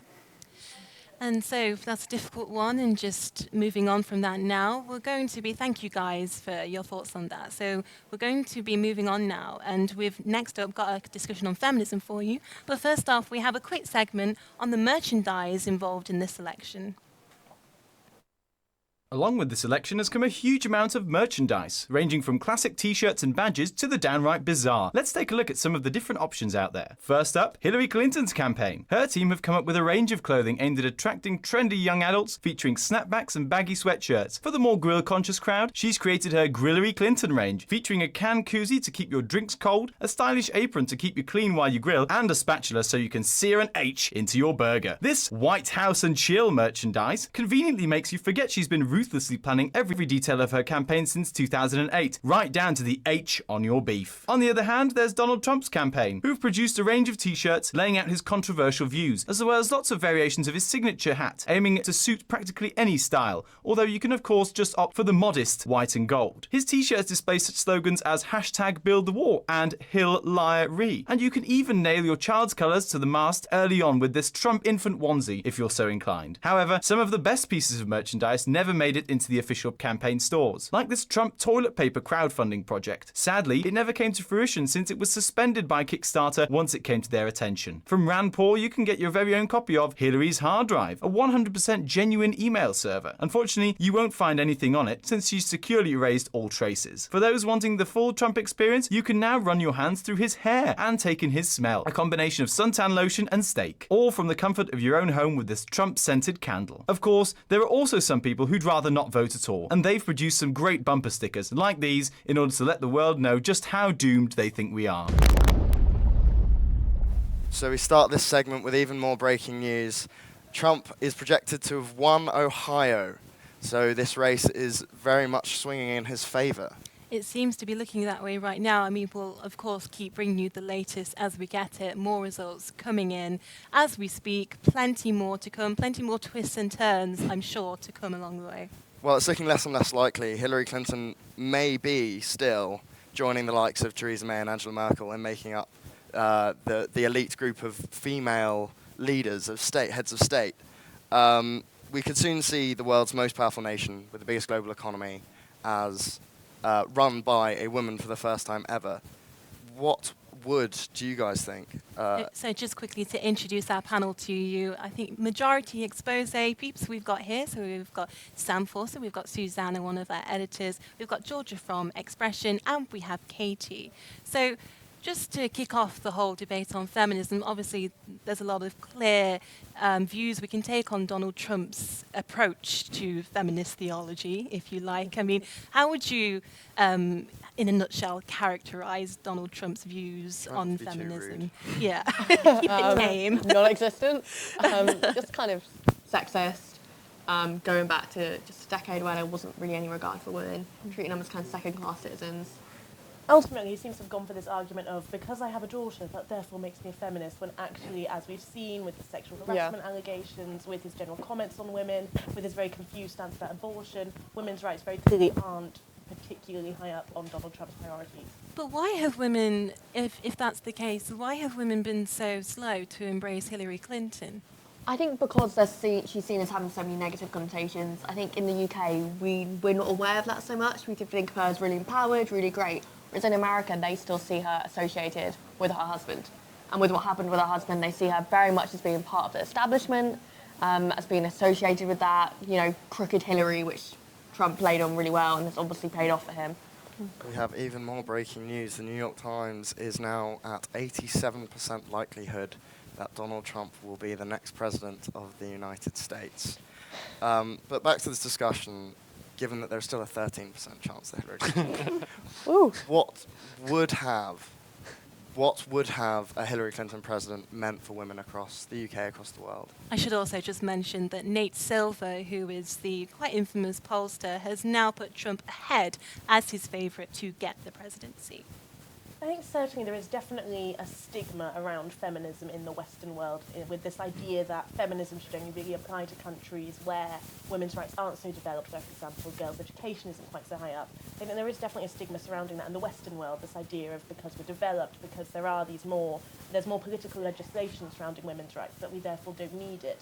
However, at the end of the day, and I think part of the reason as well, perhaps, why many women have turned against Hillary is because it has, to an extent, been sort of turned into this feminist race, that she's been turned into this feminist icon.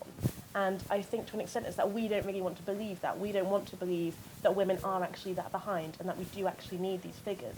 But at the end of the day, I think the point still goes that there are so few female leaders. You see it, there are so few female CEOs. There are so few female icons outside of kind of the pop sort of media industry, and as a result, I think with with Donald Trump being projected to be the next president, I just think it's so sad for young girls who are now growing up in this world, who could have had these icons and who could have grown up with these ambitions and these dreams of being the next female president. And to an extent, I think with Donald Trump, it's essentially just kind of quashing those ideals. It's certainly making a laughing stock of feminism to an extent. Some people have made the argument that because we've known Hillary Clinton as a politician for so long, that people have forgotten about the history of her being the first woman president. Do you think they've been voting more for her as a human rather than a woman, and do you think that's an important distinction for us to make? I think you should vote for them as a human, though. I think it's very risky to say, oh, I'll vote for her because she's a woman. I think Susan Sarandon, the actress, said recently, I'm not voting with my vagina, and that's true. None of us here would be supporting Hillary just because she's a woman. It's also because you agree with her policies as well. And it's great if you can get a woman politician who can then push forward women's issues more onto the public agenda. But it's not always the case that a female politician will necessarily support women's issues. Like Nadine Dorries, the UK MP, she tried to push through like a ban on kind of abortion policy. she's a woman, that's not necessarily the same. Really sorry, I've got even more It's breaking fine. news. Fox News has predicted a Trump win in Colorado. Great. I think it was a Clinton Was it a win. Clinton win? It Sorry. may have been a Clinton win that Fox is predicting. nice. We'll probably confirm that. We'll get back to you Hillary. on that one. So just turning back to the discussion, I mean, all this focus on Hillary as a woman, maybe not so much on her policies. I mean, Georgia, what would you say to that? I think a lot more so with Clinton than with Trump. She's coming kind of with her history. She's lived, I know Trump has as well, but she's lived in the public eye for a very long time. Like, the public have known about Bill's affair, she's been through all of that. I think in some ways the public might see that as weakening her, that it's still kind of the man that's kind of played her, if you will, and she's managed to come back out on top. But I think the public will have a long memory of what she's been associated with, whether it's her fault or not, and I think they will vote with that in mind. What do the other panelists think of that? Do you think that the Bill Clinton scandals with Monica Lewinsky still play a role in the election today? Yeah, there's some very interesting polling, like at the start of the election, that showed that women judge other women more harshly than they would a man when it comes to them running for office of any kind. Even when they admired the woman personally, they'd still judge them on a whole, like on a wider range of attributes than they would a man, and more harshly. And yeah, in this case as well, I say, because she's been around for such a long time, there's so much they can draw on in her own past, you know, be it when she was First Lady of Arkansas, Bill Clinton and Monica Lewinsky, like previous stances on gay marriage, all these kind of things. So yeah, she has a rich background of things to draw on, and people and women are more likely to draw on any of those things than they would if she'd been male. I mean, there would be some, I mean, there's been some talk about associations here and the different associations people have with Hillary Clinton. There has been some who have labelled her as a bit of a phony feminist, in that she climbed her way to the top mainly because of her husband, who, of course, Bill Clinton was the president first. I mean, can you make that argument? Can you say, you know, a true feminist would have done it on her own? Is that a valid criticism? I don't think it is. I think it's an easy argument to make. You know, I know a lot of people, especially in America, they point at Hillary, you know, it's that famous quote she did, I didn't want to just stay at home and bake cookies, you know, I want to work for my career. But actually, if you look at it originally, when they started off together in law school, she was making more money than Bill Clinton. She still had her career all the way through a time when he was initially getting into politics. It's just the age it was in. And actually, she's come back from that. She's forged her own career independently of her husband's. You know, it's not the same. Many women and many people would admire the fact that throughout all that, she still kept her marriage very strong. And she hasn't given up on that at all. And she still pursued her career. I mean, could we say that is another perhaps iffy part of the whole feminist thing, the fact that Bill had all these scandals to do with other women, and you say her marriage is strong, but at the same time, should she have put up with the scandals? Should she have taken a stronger stance against See, I don't necessarily think that's a feminist issue. I feel like that's her marriage. That's her choice. That doesn't make her a weak woman, and that doesn't make him a strong man. That's her personal choice. I don't think that really has a lot to do with feminism. It doesn't make her a phony feminist to do that. If we do a compare and contrast between the first black president being elected in 2008 and the first woman probably not being elected tonight, is America really less ready for a woman than it was a black man, or is Hillary just a worse candidate? I feel that to an extent, I mean, if we were simply going to whittle this down to a case of gender, there's simply, I mean,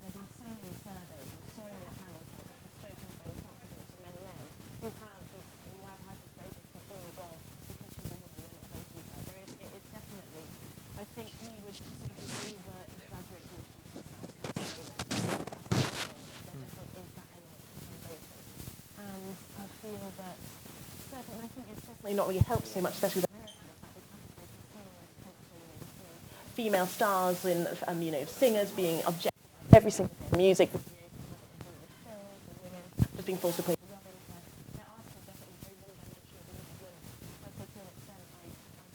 Perhaps in the American culture, women aren't ready to be seen as the sort of political figures yet. There is certainly a stigma there in that women are still objectified, still commodified, and we haven't really overcome that. I mean, what would you say, Georgia? I mean, there's been a lot of talk about Obama's time in office and the fact that he was obviously a black man. A lot of very, shall we say, uninformed Republicans may not want to have allowed him to pass certain bills because they just didn't want to pass anything that he proposed because of their own prejudices. So would you say that Hillary may face the same type of barriers due to her gender? Because of the nature of the American government system, that whoever's in power is going to face opposition from Congress just because that's the way they do things. But I think particularly just because Hillary is a minority, the human population, and that they're still considered a minority, I think she would still face probably extra opposition just like Obama has because of prejudices that have just been kind of ingrained in maybe the Republicans that they can't really see past. We've seen a lot of attacks on Hillary Clinton about her health, and originally these rumours were completely specious, and then seemingly by chance she got pneumonia, which seemed to validate these rumours. And do you think, in the same way that many people characterise the birtherism movement against Obama as racist, do you think it's fair to call these health attacks on Hillary Clinton sexist? Or is there another driving factor here? I don't think they wouldn't have been made of it had been a man, and particularly it's kind of this idea, she's past childbearing age, or she's outlived her useful capacity. No, they have the plan over here though. She's on her way out. Just months left at best. I don't think they would have made it on a man. Like an old man in politics is seen as a kind of battle-scarred veteran, and it's not the same for a woman. Well, would you say there's, valid concerns about Hillary's health? I mean, we all saw the footage of her sort of staggering to her car. Not at all. It's in the same vein. Well, California is you're attacking her stamina. He's basically saying because you're a woman, you're weak. That's kind of the rhetoric that they're doing. They can't come out directly and say we don't want to because she's a woman. So they're saying, she's really ill health, bit weak, bit vulnerable. It's just another way of attacking her because of her gender, and it's not based in fact at all. It's scaremongering. So we've seen Donald Trump's campaign filled with men with a long past with women, to put it mildly. Roger Ailes has been advising on his campaign. He's currently embroiled in a sex scandal over his work at Fox News. Obviously, the Billy Bush tapes were leaked. And Rudy Giuliani and Newt Gingrich, who both had very high-profile media divorces and said horrible things about their wives. Why is it that women still vote for Donald Trump? Is this an election where 100% of women should have turned out against him? Or can you rationalise the argument for women to vote for Donald Trump? Can you see the other side? I believe a large part of it is simply that for many Americans, Donald Trump represents the alternative. He's seen as kind of the everyday man. His rhetoric, the way he always condemns simplistic and sounding basic, but not sounding sophisticated. But in many ways, that's for the audience. If you encouraged not to trust politicians, especially if you're from perhaps a more disadvantaged background, where it seems that many of these reforms, especially with the economic, it seems that many of these reforms are not being made for you. You're essentially being overlooked. And so I think that rather than a gender issue, they don't see her as a woman. They see her as someone who is completely represents the upper class system that has failed them, for which they blame for their problems. Yeah, and I just wonder if I could get the panel's thoughts on the power pantsuit that it's been deemed a lot, especially on social media. Angela Merkel is another firm supporter of this whole look. It's becoming quite iconic with Hillary Clinton, the whole very sort of blocked look that she seems to sport on most of her campaign trails and has done recently in the past few years. I mean, would you say that fashion really matters in this sense, in terms of women, how women project themselves and how they want to be seen as powerful, how they want to simplify perhaps their look, as opposed to a skirt or a dress? I think it does sometimes. There's a really interesting bit of kind of feminist philosophy. It looks at how kind of women are able to embody stuff, and I think in order to be seen as a subject rather than an object, sometimes women have to kind of act in a certain way, so they have to dress in, pantsuits rather than a skirt, so they can embody themselves as an object and as a subject be seen as doing something rather than just something to look at. I've explained that badly, but it's really good. Read Irish Young, Growing Like a Girl. No, I know what you mean. So you think that women have to really remove themselves as being that sort of traditional spectacle Exactly. They rather than just they have to actively embody what they're doing. So wearing something like a pantsuit as opposed to a skirt is kind of a way of saying I mean business, and I have mixed feelings about it. Why wouldn't you mean business if you wore a skirt? And it's not exactly. It's kind of the views of people around them that by doing that they're acting like they're a proper politician, and that they're able to match up with the guys. Well, thank you very much, guys. I know feminism isn't always the easiest topic to talk about, particularly in public. But when we could come back, okay, we've got one more question to go. Time for one more question. Maybe just more thoughts on the skirt versus pantsuit thing. What would you guys say to that? I think it's a shame that women may need to feel the need to kind of dress in a more masculine way. I mean, women aren't men, so why dress? Why do we have to emulate? Yeah, why emulate them? Why not dress the way you feel like dressing that day? Obviously, appropriate to what you're going to do. If you're going to go do an election rally, you wouldn't go in a bikini. But you don't need to go kind of emulating the way a man would go. You can still kind of embody your own personality. You don't need to kind of dress to please others necessarily. I think that Margaret Thatcher really did very well in the fashion front. Like, she was known for her fashion and in blending the masculine and the feminine, so she could appear like a strong leader, all this kind of stuff. But at the same time, she did try and play this idea of having a feminine touch, and she did that very well, like in Europe and stuff, with her great negotiating skills and this kind of thing. And yet she was very outspoken in her views against the feminists, so she liked she to put was it. poisonous, she said. Yeah. But obviously she was famous for her Europe jumper, handbags and the European Parliament, that kind of stuff. And, she did manage to play off the kind of novelty of being a female leader in like a male-dominated world, while still kind of playing the game. So I think that was, as for Hillary, I don't know, I think it's important to carry out your own identity, and I don't think Hillary's managed to do that successfully in this country. Well, we are wrapping up here now, but when we come back, we'll be talking about the effects of a Trump presidency globally. And but now we're moving back to the roundup room for more developments on the race. And welcome to the roundup room. This is Kyle here. We've got some new stats coming in, but let's just do a quick recap for you. So far, Trump's won Alabama, Arkansas, Indiana, Kansas, Kentucky, Louisiana, Mississippi, Missouri, Montana, Nebraska, North Dakota, Ohio, Oklahoma, South Dakota, South Carolina, Tennessee, Texas, West Virginia, and Wyoming. So far, Clinton has won Connecticut, Delaware, Washington, D.C., Illinois, Massachusetts, New Jersey, New Mexico, New York, Rhode Island, Virginia, and Vermont. Now into some quick stats. The Dow Jones future average has plummeted a startling 400 points. The hacker group Anonymous has given Trump a 68% chance of winning the election. ABC News has done a quick poll to reveal that 20% of Trump voters view him unfavorably, even though they've still gone through with voting him. A quick recap of how the Senate and the House of Representatives have turned out. The Senate is at 41 seats for the Democrats and 45 seats for the Republicans. The House is a little bit more drastic in lead for the Republicans. The Dems have 106 representatives, while the Republicans have 163. In sterling news, Ohio has seemingly gone towards Trump. The major swing state has been a bit of an indicator. I know Virginia has just recently gone for Clinton, and Florida is looking very probable for Trump. And finally, the New York Times has reported that they're giving Trump an 87% chance of winning the election. Now back to the studio.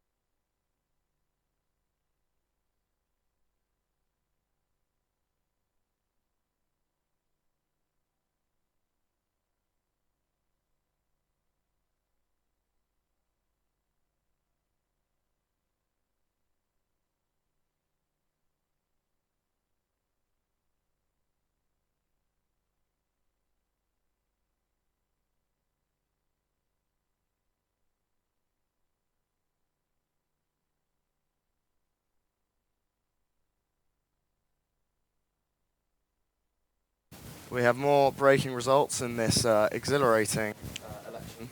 Colorado has gone to Hillary Clinton. So that's another one of the fireable states. Yes, and so going back to our discussion now, we have new panellists here to discuss Trump globally, and we'll be talking about the rise of far-right, alternative right movements, not just in America. Trump isn't just a one-man band. This is quite a growing trend. It's a phenomenon that isn't just specific to America. We're seeing this in Europe, we're seeing this in Germany with parties like the AfD, we're seeing it in France with Front National. That's what we'll be discussing next. So with us to discuss this development of these Trump-like movements are Oliver, Rahul, Marie and Katie. So Trump has been embraced by the populist right and seemingly with similar success he's been campaigning with Mr. Brexit Nigel Farage. Do you think his candidacy will embolden far-right movements across Europe, across the world? Well, it is trending on Twitter right now that Nigel Farage will accept a job from Donald Trump if he's offered one. He did say that. Yes, he did say that. We can see a cabinet with Alex Jones as the press secretary, Nigel Farage as and Donald Trump as the president. The night's been full of surprises so far, so yes. Who knows? So do you think it will embolden those who are supporters of the far right to, keep going with that sort of movement, not just in America, but here in the UK, in places like Germany and France, where we're seeing an upsurge in these types of parties? Yes, and the rhetoric is heading in that way, so we can see that spreading across a few more countries, I feel, and it's not. And definitely after Brexit as well, you saw people like Marine Le Pen in France, who is of course the one of the kind of pinnacle of the French far right. She's sort of embraced that phenomenon, and I feel that with the Trump presidency, I think it's quite difficult in some ways to label him as right wing because his politics and his ideology is so confused in so many ways. So I feel that certainly many kind of right wing leaders will certainly jump onto this bandwagon since Trump seems to share many of these nationalistic ideas. But I think it's in some ways there's a bit of difficulty in whether definitely the far right that Trump represents, I'd say, is a lot more confused, it's a lot more modern than the far right which we've seen with, for example, with Brexit, with parties in Europe. So you'd say, sorry, just to clarify, you're saying that Trumpism is a lot more confusing, and the morals within Trumpism, we're looking at very much more murky waters here, as opposed to the kind of far-right stuff we're seeing in the UK and across Europe. Definitely. At the end of the day, Trump is a salesman. He is a businessman. He's not, awful if he becomes president now, but he isn't a politician. That's not his game in any way. And so I feel that the far-right, or what's perceived as far-right, these ideologies that he exhibits and he exudes, they're far more, I think you can see them as far more consumerist rather than far right and political in that way. I mean, I suppose we're talking about Trump in association with the far right. I mean, is that a fair comparison to make? Is Trump, I mean, we seem to be seeing him doing very well this evening, so is it fair to characterise him as this sort of far gone, far right person, or is it really quite an unfair thing to say at this point in the race where a lot of people seem to be resonating with his ideas? Which is now very much mainstream. I have to disagree with some aspects of what you were saying in regards to the effect on the far right, because if we look at European far right parties right now, a driving theme, a driving motive, and a main profile that a lot of these parties are built on is immigration and immigration issues. And yes, Trump is not a traditional politician, but much of his message, much of what he's saying, much of his divisive rhetoric is focused on immigration. And I think in that sense, it will definitely embolden this message more of anti-globalization, anti-immigration, anti-opening borders to refugees. And I think in that sense it does, especially seeing as the US is still the largest player in the Western world, and it does very much sort of set the tone, and I think it will definitely further influence this sort of anti-globalization movement that we've been seeing in Europe. Do you think this is the end for globalization and internationalism? Is this the start of the fall, as it were? Is it a failed ideology, perhaps? I think from an economic perspective, certainly not. In many, because at the end of the day, it's so integral to our own for international economic development. But certainly at this very moment in time, from a more kind of humanitarian perspective, I think this is definitely signalling more of a trend towards this more kind of insular protectionist approach. And we've, as you mentioned, with the immigration crisis at the moment across Europe and certainly in America as well, and even within Latin America, somewhere where the left wing has always been so central to their identity, even that is slowly beginning to crumble a bit. Certainly then they're not going right wing anytime soon, but there is certainly a sense that many countries are moving to become more central and more right wing. And as you said, I suppose much of that has come down to immigration. Yeah, I mean, it's interesting what you were saying. I mean, walls are going up all over the world. I mean, you've just got to look at Europe with the migration crisis. A snapback to globalisation, against globalisation, yes, I think in many ways it is. NAFTA, for example, he's been very vocal on his opposition to NAFTA, and indeed the governments that implement the NAFTA agreements. I think it's also important to remember that he's a businessman, and so when we're categorising him as being a right-wing politician, I suppose you have a category mistake there, because he's not a politician. He's not being varnished or polished off by years in office, and I think his prime message is that of pragmatism.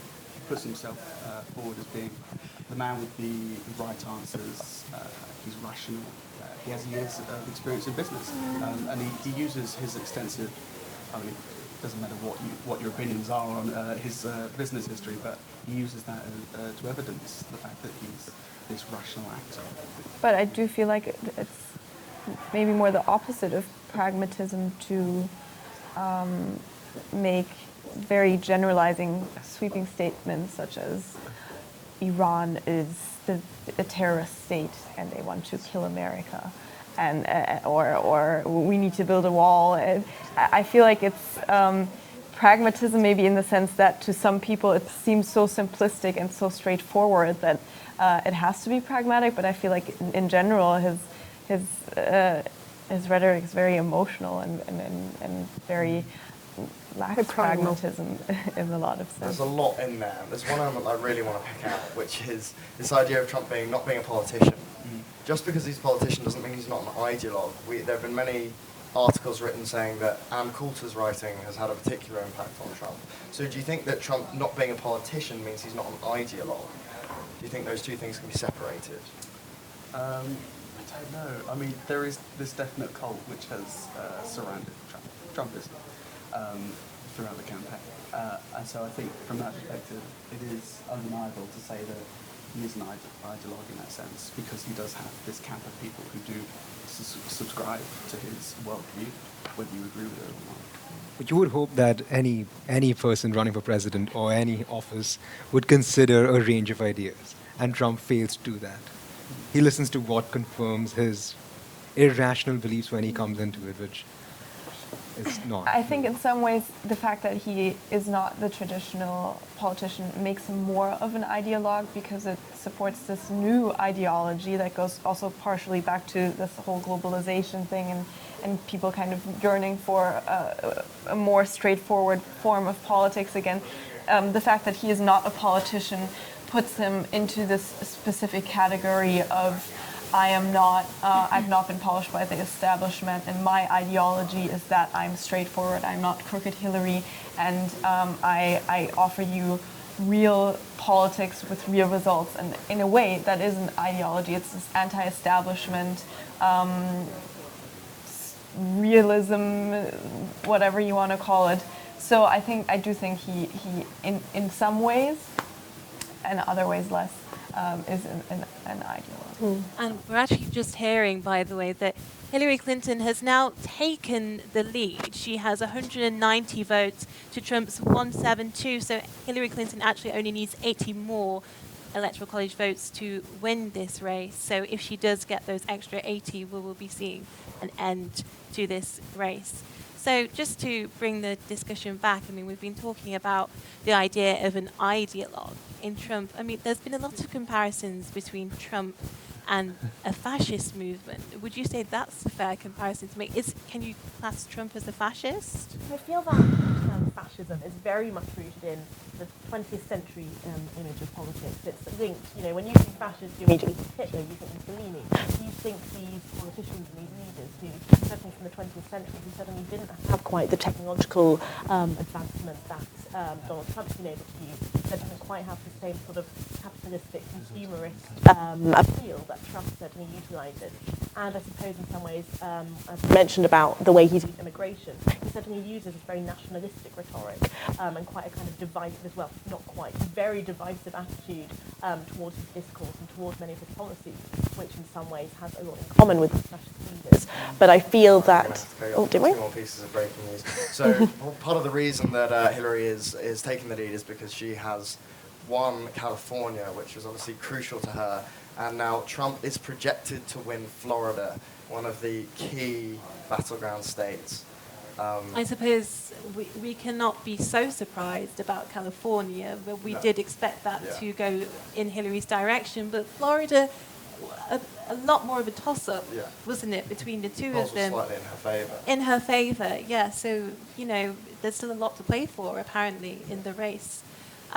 So going back to the discussion, I mean, this whole idea about fascism, I mean, what would the other panellists say? Is it fair to classify? I think his whole attitude towards the press and the press freedom is one other aspect of fascism which isn't taken into much consideration. So if you crush the press and if you don't give them press freedom, you're going to have the rise of a fascist presence. And there's also this aspect in fascism of the cult of personality, the leader that says, I can show you the way.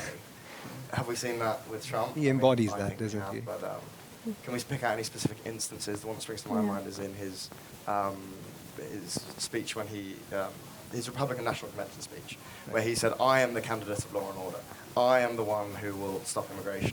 And he won by spreading fear, which is what fascists do. Another concrete example of this I will show you the way rhetoric is in terms of Israel-Palestine conflict. He uses the fact that he's a businessman and he has this skill of negotiating to make statements such as, I can negotiate a peace treaty because I am skilled at this. This is my job. So this sort of painting this image of I'm made out for this job. Only I possess the skill because I have XYZ as experience. That has been certainly very prevalent and. But in terms of the policies that are perhaps fueling this rhetoric, I mean, would it be fair to suggest that perhaps failure in certain areas like immigration, there's been a lot of criticism about how the EU is handling the refugee crisis, for example. Can we say that somehow the EU and the handling of these issues is responsible for this kind of rise in far-right rhetoric, anti-immigrant rhetoric? Is it the fault of the government for just mishandling everything? I think that is definitely one key aspect of it. Certainly, like you said, the EU's methods of handling immigration, but to an extent, and I think slightly probably a more powerful factor is simply terrorism. And there was a study which Reuters carried out in which they found that for many American voters, the second most integral factor of who they were choosing to vote for was terrorism and their stance on terrorist policies, what they were going to do in order to kind of prevent extremism, and of course, constantly every single day what's going on in the Middle East, what's going on with ISIS, and there's certainly this atmosphere which I think Trump has particularly kind of seized upon, and he's using this to advantage a lot. So of course, although the refugee crisis and the EU's mechanisms are certainly feeding into this idea and into this presidential election, I think simply for America, especially after 9/11, the idea of terrorism and extremism has become a very personal battle, and I feel that for them, therefore, for voters, he is the one who is essentially those rules, which we have never really recovered since the awful disaster. One of Trump's favourite lines in his rallies is, if we have no border, we have no country. Do you think that this appeals kind of security and anti-immigration sentiment? Do you think that's been the key to him? Do you think the left has been overly focused on the international and hasn't paid enough attention to the nation state? That's probably it. If you look at Trump's voters and if you go to look at the demographics of them, they are non-educated or do not have a college education white voters. And these people have felt disenfranchised, they've lost their jobs to globalization, as you said, and failure to address a nation state, protect these workers in the sense that you should be, in the sense that the Democratic Party should actually have been, because they are supposed to protect by providing a social security system, which they have failed to Sorry, just efficiently touching on what you said about Trump's voters being the non-educated. Would you say non-college educated? Non-college educated. Would you say, given that the race has been quite unpredictable and perhaps maybe even going in Trump's favour in more places than expected, if it was to come out that there were a lot more educated and college degree holders who are voting for Trump, I mean, what does that mean for the whole debate that's been surrounding Trump so far about the less educated, those who don't hold college degrees? What does it mean if it's not the case, and actually people who very much hold college degrees, maybe 2 college degrees, are actually turning out in their droves for Trump? Well, it's not mutually exclusive. You can hold a college degree and also vote for Trump, but the majority of them those who hold college degrees have been voting for Clinton. That's not exactly true. I think actually there's not that big of a discrepancy now between the amount of voters. Yeah, if we look at the white community, it's quite even. And I think the difference is that amongst Trump there are these voters with college degrees, and then there is the frustrated working class, which a lot of people focus on. So you do have a divide, and I think it's 2 groups with different motives.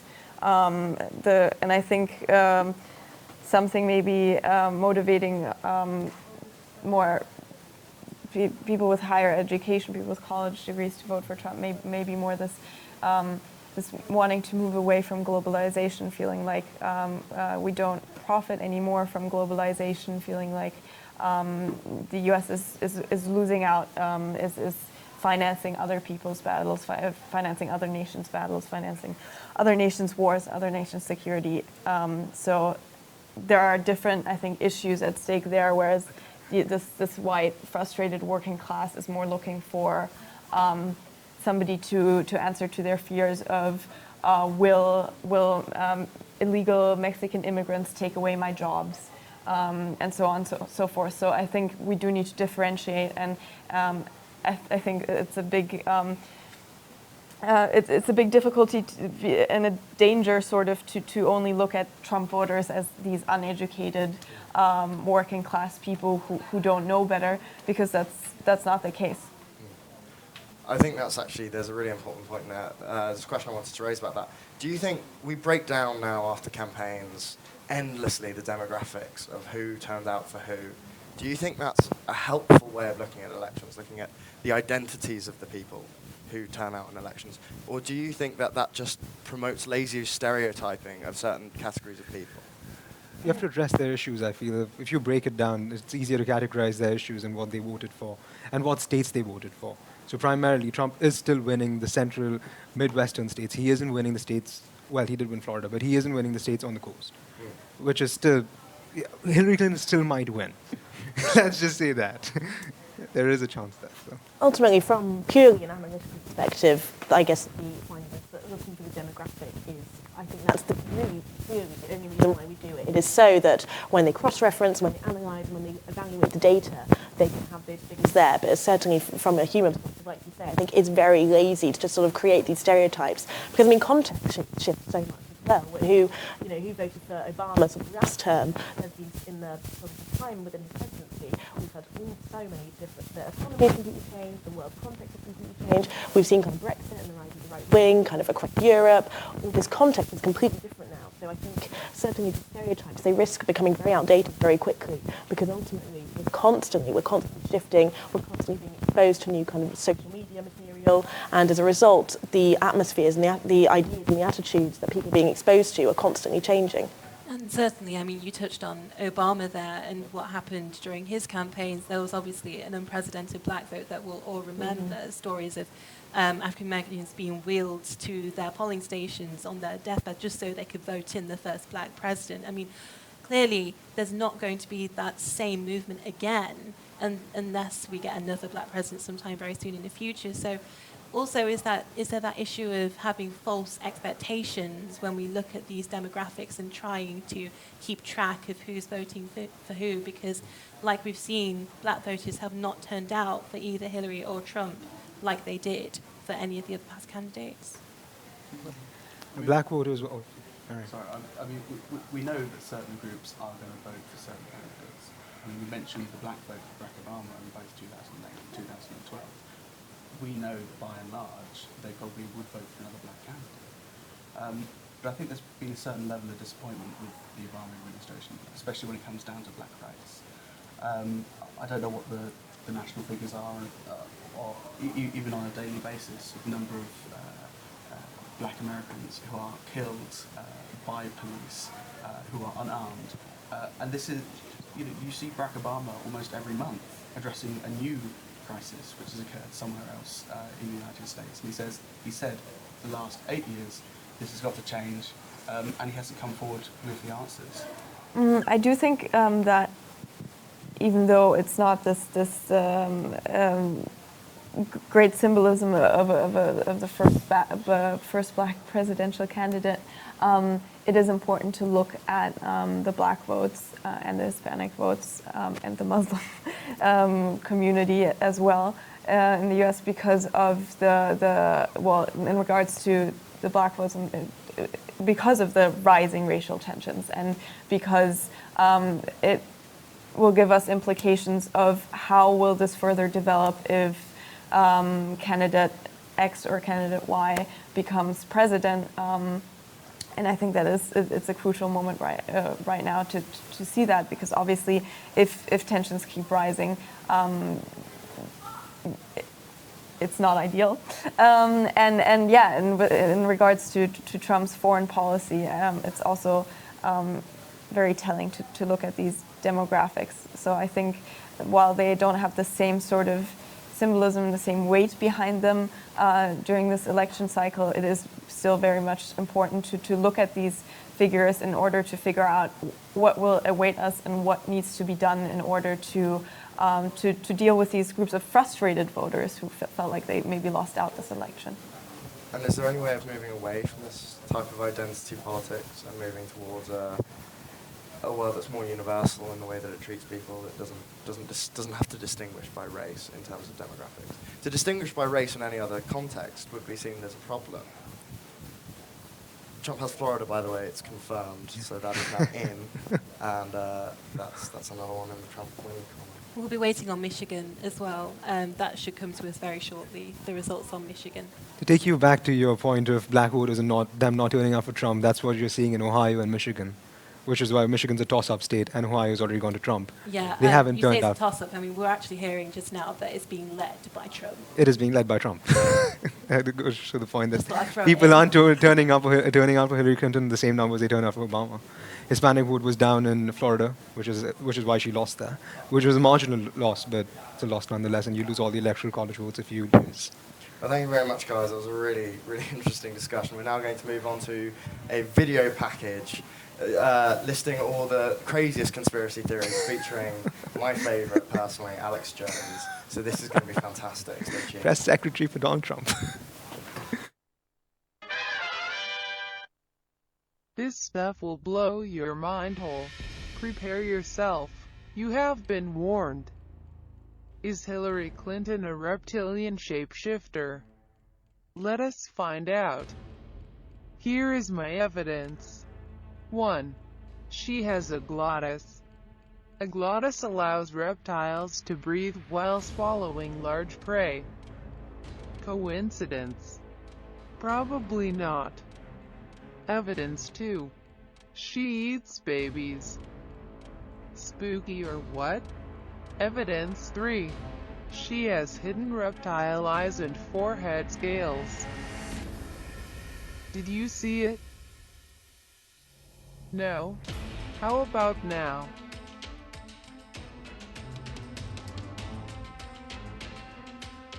Clear scales and obvious lizard eyes can be seen.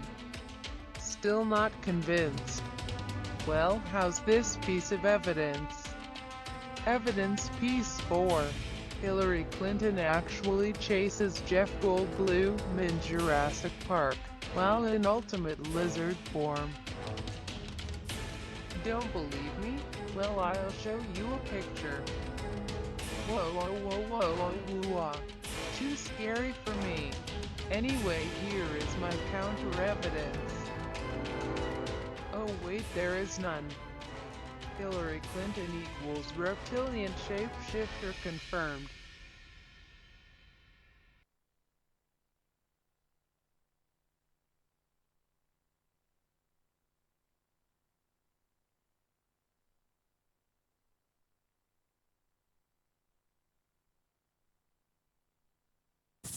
Get a few thoughts on how the race is turning out so far. I mean, a few surprises that we've come across here. Is it going in the way that you guys expected it to go? No. Lay out what your expectations were and what's really confounded you. The shackles of moderation. Sorry, I've got to interrupt again. We're calling North Carolina for Donald Trump. So that is another big election swing state that's gone in for Donald Trump. Sorry, back to your point. No, I was just going to say that the shackles of, presenting are off now, so we can let loose, and I can say that no, tonight really hasn't gone according to my... You don't look comfortable. It's going to be okay. You sound concerned. I don't know, the margins have been so small, but yet it seems that Donald Trump has done enough, and people in these swing states have, forgotten or seem to have neglected the numerous scandals that Donald Trump has been associated with, and they've gone for what is in many ways, a leap of faith, really. We'll see if that works out to be a good decision or not, but I guess a few more states to go, so a bit too soon to make any predictions. Isn't that right, George? Yeah, I think we can... I mean, they say that you can't teach an old dog new tricks, and I suppose there's that argument for Hillary Clinton perhaps being the old dog. Is Trump the new dog that maybe we can teach new tricks, maybe? Is that what we're seeing here, that people are believing in that? I think what we're seeing is certainly a new sort of kind of politics, this idea that a person can sort of single-handedly sort of lead a campaign sort of as a figure rather than as sort of a member of a party belonging to a specific ideology. We've certainly seen that with Trump and the divisions sort of within the Republican Party. In that way, I think he is sort of quite enticing for the voter. He seems to stand sort of against the norm and tries to sort of establish a new norm as such. And I think that's what he sold himself on, really. I mean, we're actually just hearing that the Canadian immigration site has crashed. So we're talking about new norms. I mean, perhaps we're entering into a new phase in our discourse and in our global politics. I mean, people is some kind of flight maybe taking place in the event of a Trump presidency. What are people fleeing from? What's going on here? I don't know, but I was just reading the stock markets have gone absolutely crazy. The Australian currency has gone down. Dollar, please.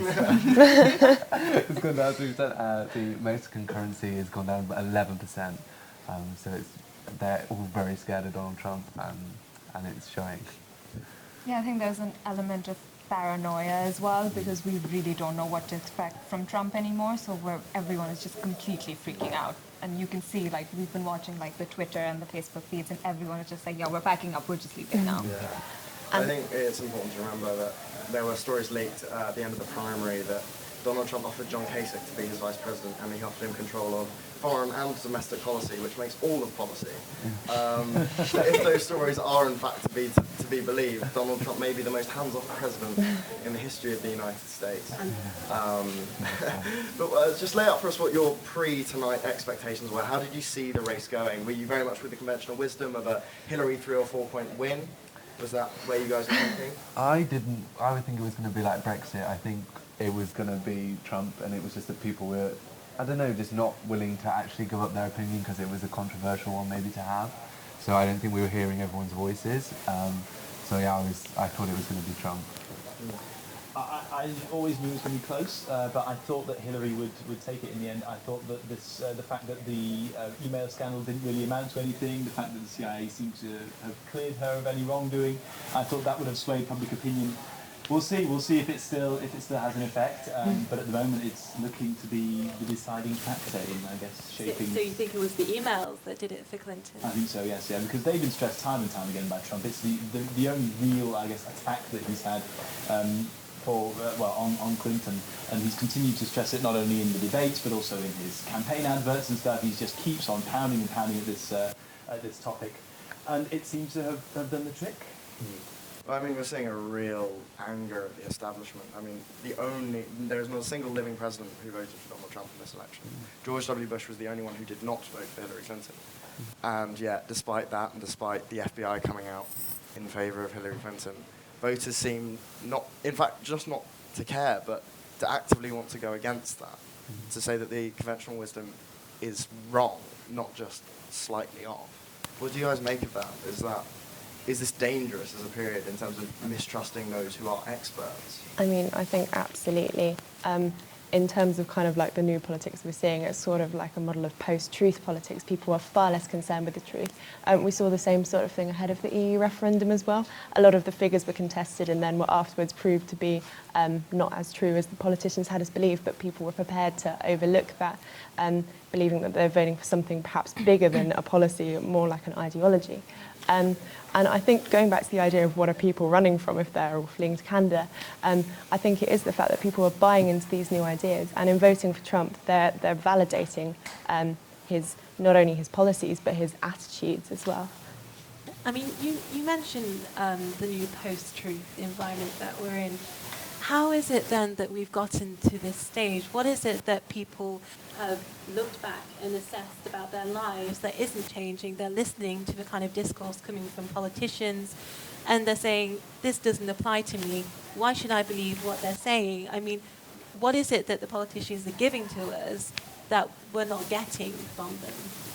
I think you make a very interesting point there. It's what I think this election seems to have highlighted as well as Brexit is this real, I guess, disillusionment with conventional politics, and also this, I guess, vast distancing between politicians and the public. The politicians have no idea how to appeal to the public anymore. You know, they've completely distanced themselves from the public. You know, they thought, oh, this would be a walk in the park. You know, Hillary Clinton thought, oh, well, you know, the email things have cleared. I'm now off the hook. That's it. I can now win the election. And that clearly hasn't been the case. And rather than, in my opinion, she made a big mistake when she attacked Trump personally in the debates, because I think she should have just stuck to her guns and said, right, this is where I can beat him. I can just lay out my policy and I can destroy him in an intellectual way. But sadly, she didn't do that. She proceeded to attack him personally on a personal level. And his supporters. Exactly, which is exactly, I think, what he wanted. So she played into his hands there, and she, I guess, represents this naivety amongst, I guess, the establishment, which is being, I guess, presented in the results. But it's not just the government who aren't getting any traction, it's the media. I mean, before, you know, there were only 3 national newspapers in America that have endorsed Donald Trump. Every other one that has endorsed, many which haven't endorsed for 30 years since the Barry Goldwater election, have all come out for Clinton. So why is it that when you've got this constant barrage of media saying there is only one choice to make it, does that not even have a drip feed effect? And I mean, there's so many celebrities as well that came out for Hillary Clinton. I couldn't name one that supported Donald Trump. I could name you like 10. I think Clint Eastwood, very seedy. kind of. Okay, great. 2. Yeah. Go Donald.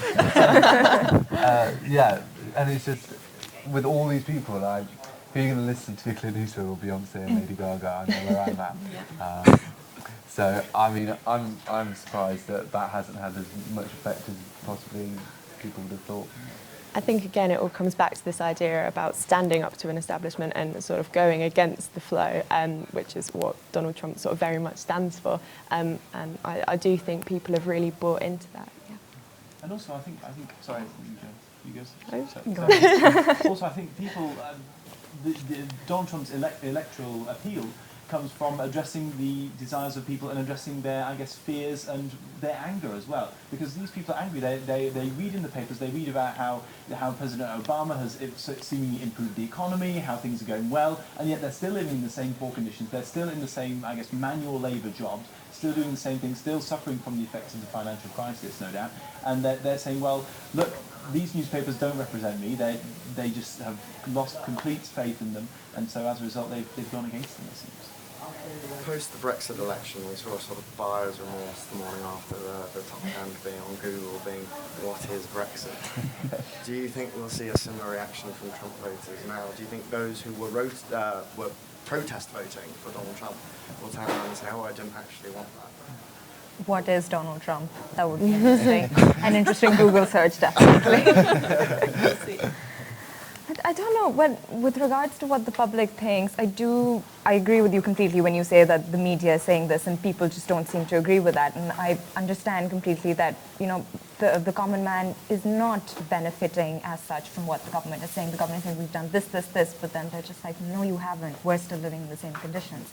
And then you find this sort of confusion, which they say, well, we haven't tried him out yet. He might be better. You do find that there are quite a few people who are thinking along these lines and who might tomorrow wake up and just say, maybe we shouldn't have done that. I mean, we talk a lot about Donald Trump's rhetoric, and his whole campaign slogan was "Make America Great Again." Of course, he very much borrowed that from Ronald Reagan, and with Reagan's campaign, there was a lot of hope for change. I mean, do you think we're going to see a lot of hope in the event that Trump gets the presidency? An optimistic vision of a Trump presidency? I mean, it's very difficult to say. The idea of making America great again is obviously has been quite a successful rhetoric, but at the same time it's quite an empty rhetoric. It's not something that is very concrete in what it says, like a policy would be. So it's very difficult to say. I think that because it's so vague, so broad, and Trump could certainly argue that he has done that in a way.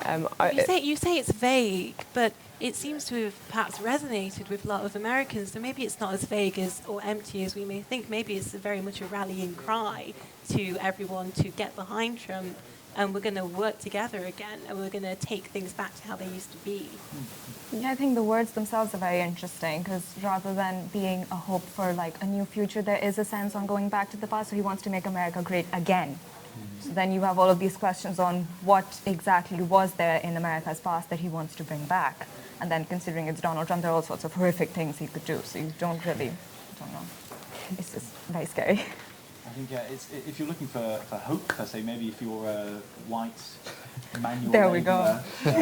I guess somewhere in the Midwest, then potentially that is somewhere. Donald Trump is someone who you would seek hope in. I'm generalising here, but the results of the election seem to indicate that is where Donald Trump's key support does lie. Definitely. I mean, it's a disaster also for Latin America.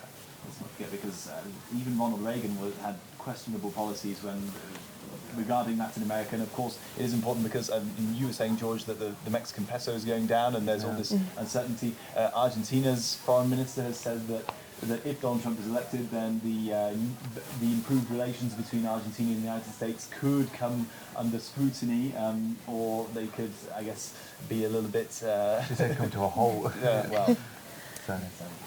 Okay, so we'll still thank you guys for that discussion, and we're still waiting for several key swing states to come and announce their results, but it is actually, we will say, looking very much unlikely that Hillary Clinton will come back from the losses that she'd suffered. So I think we are facing a Republican president of the United States. We're looking at a Trump presidency as it currently stands. We're waiting for Michigan. That's one key state that we are waiting for. We're waiting for the results on that. They should come shortly.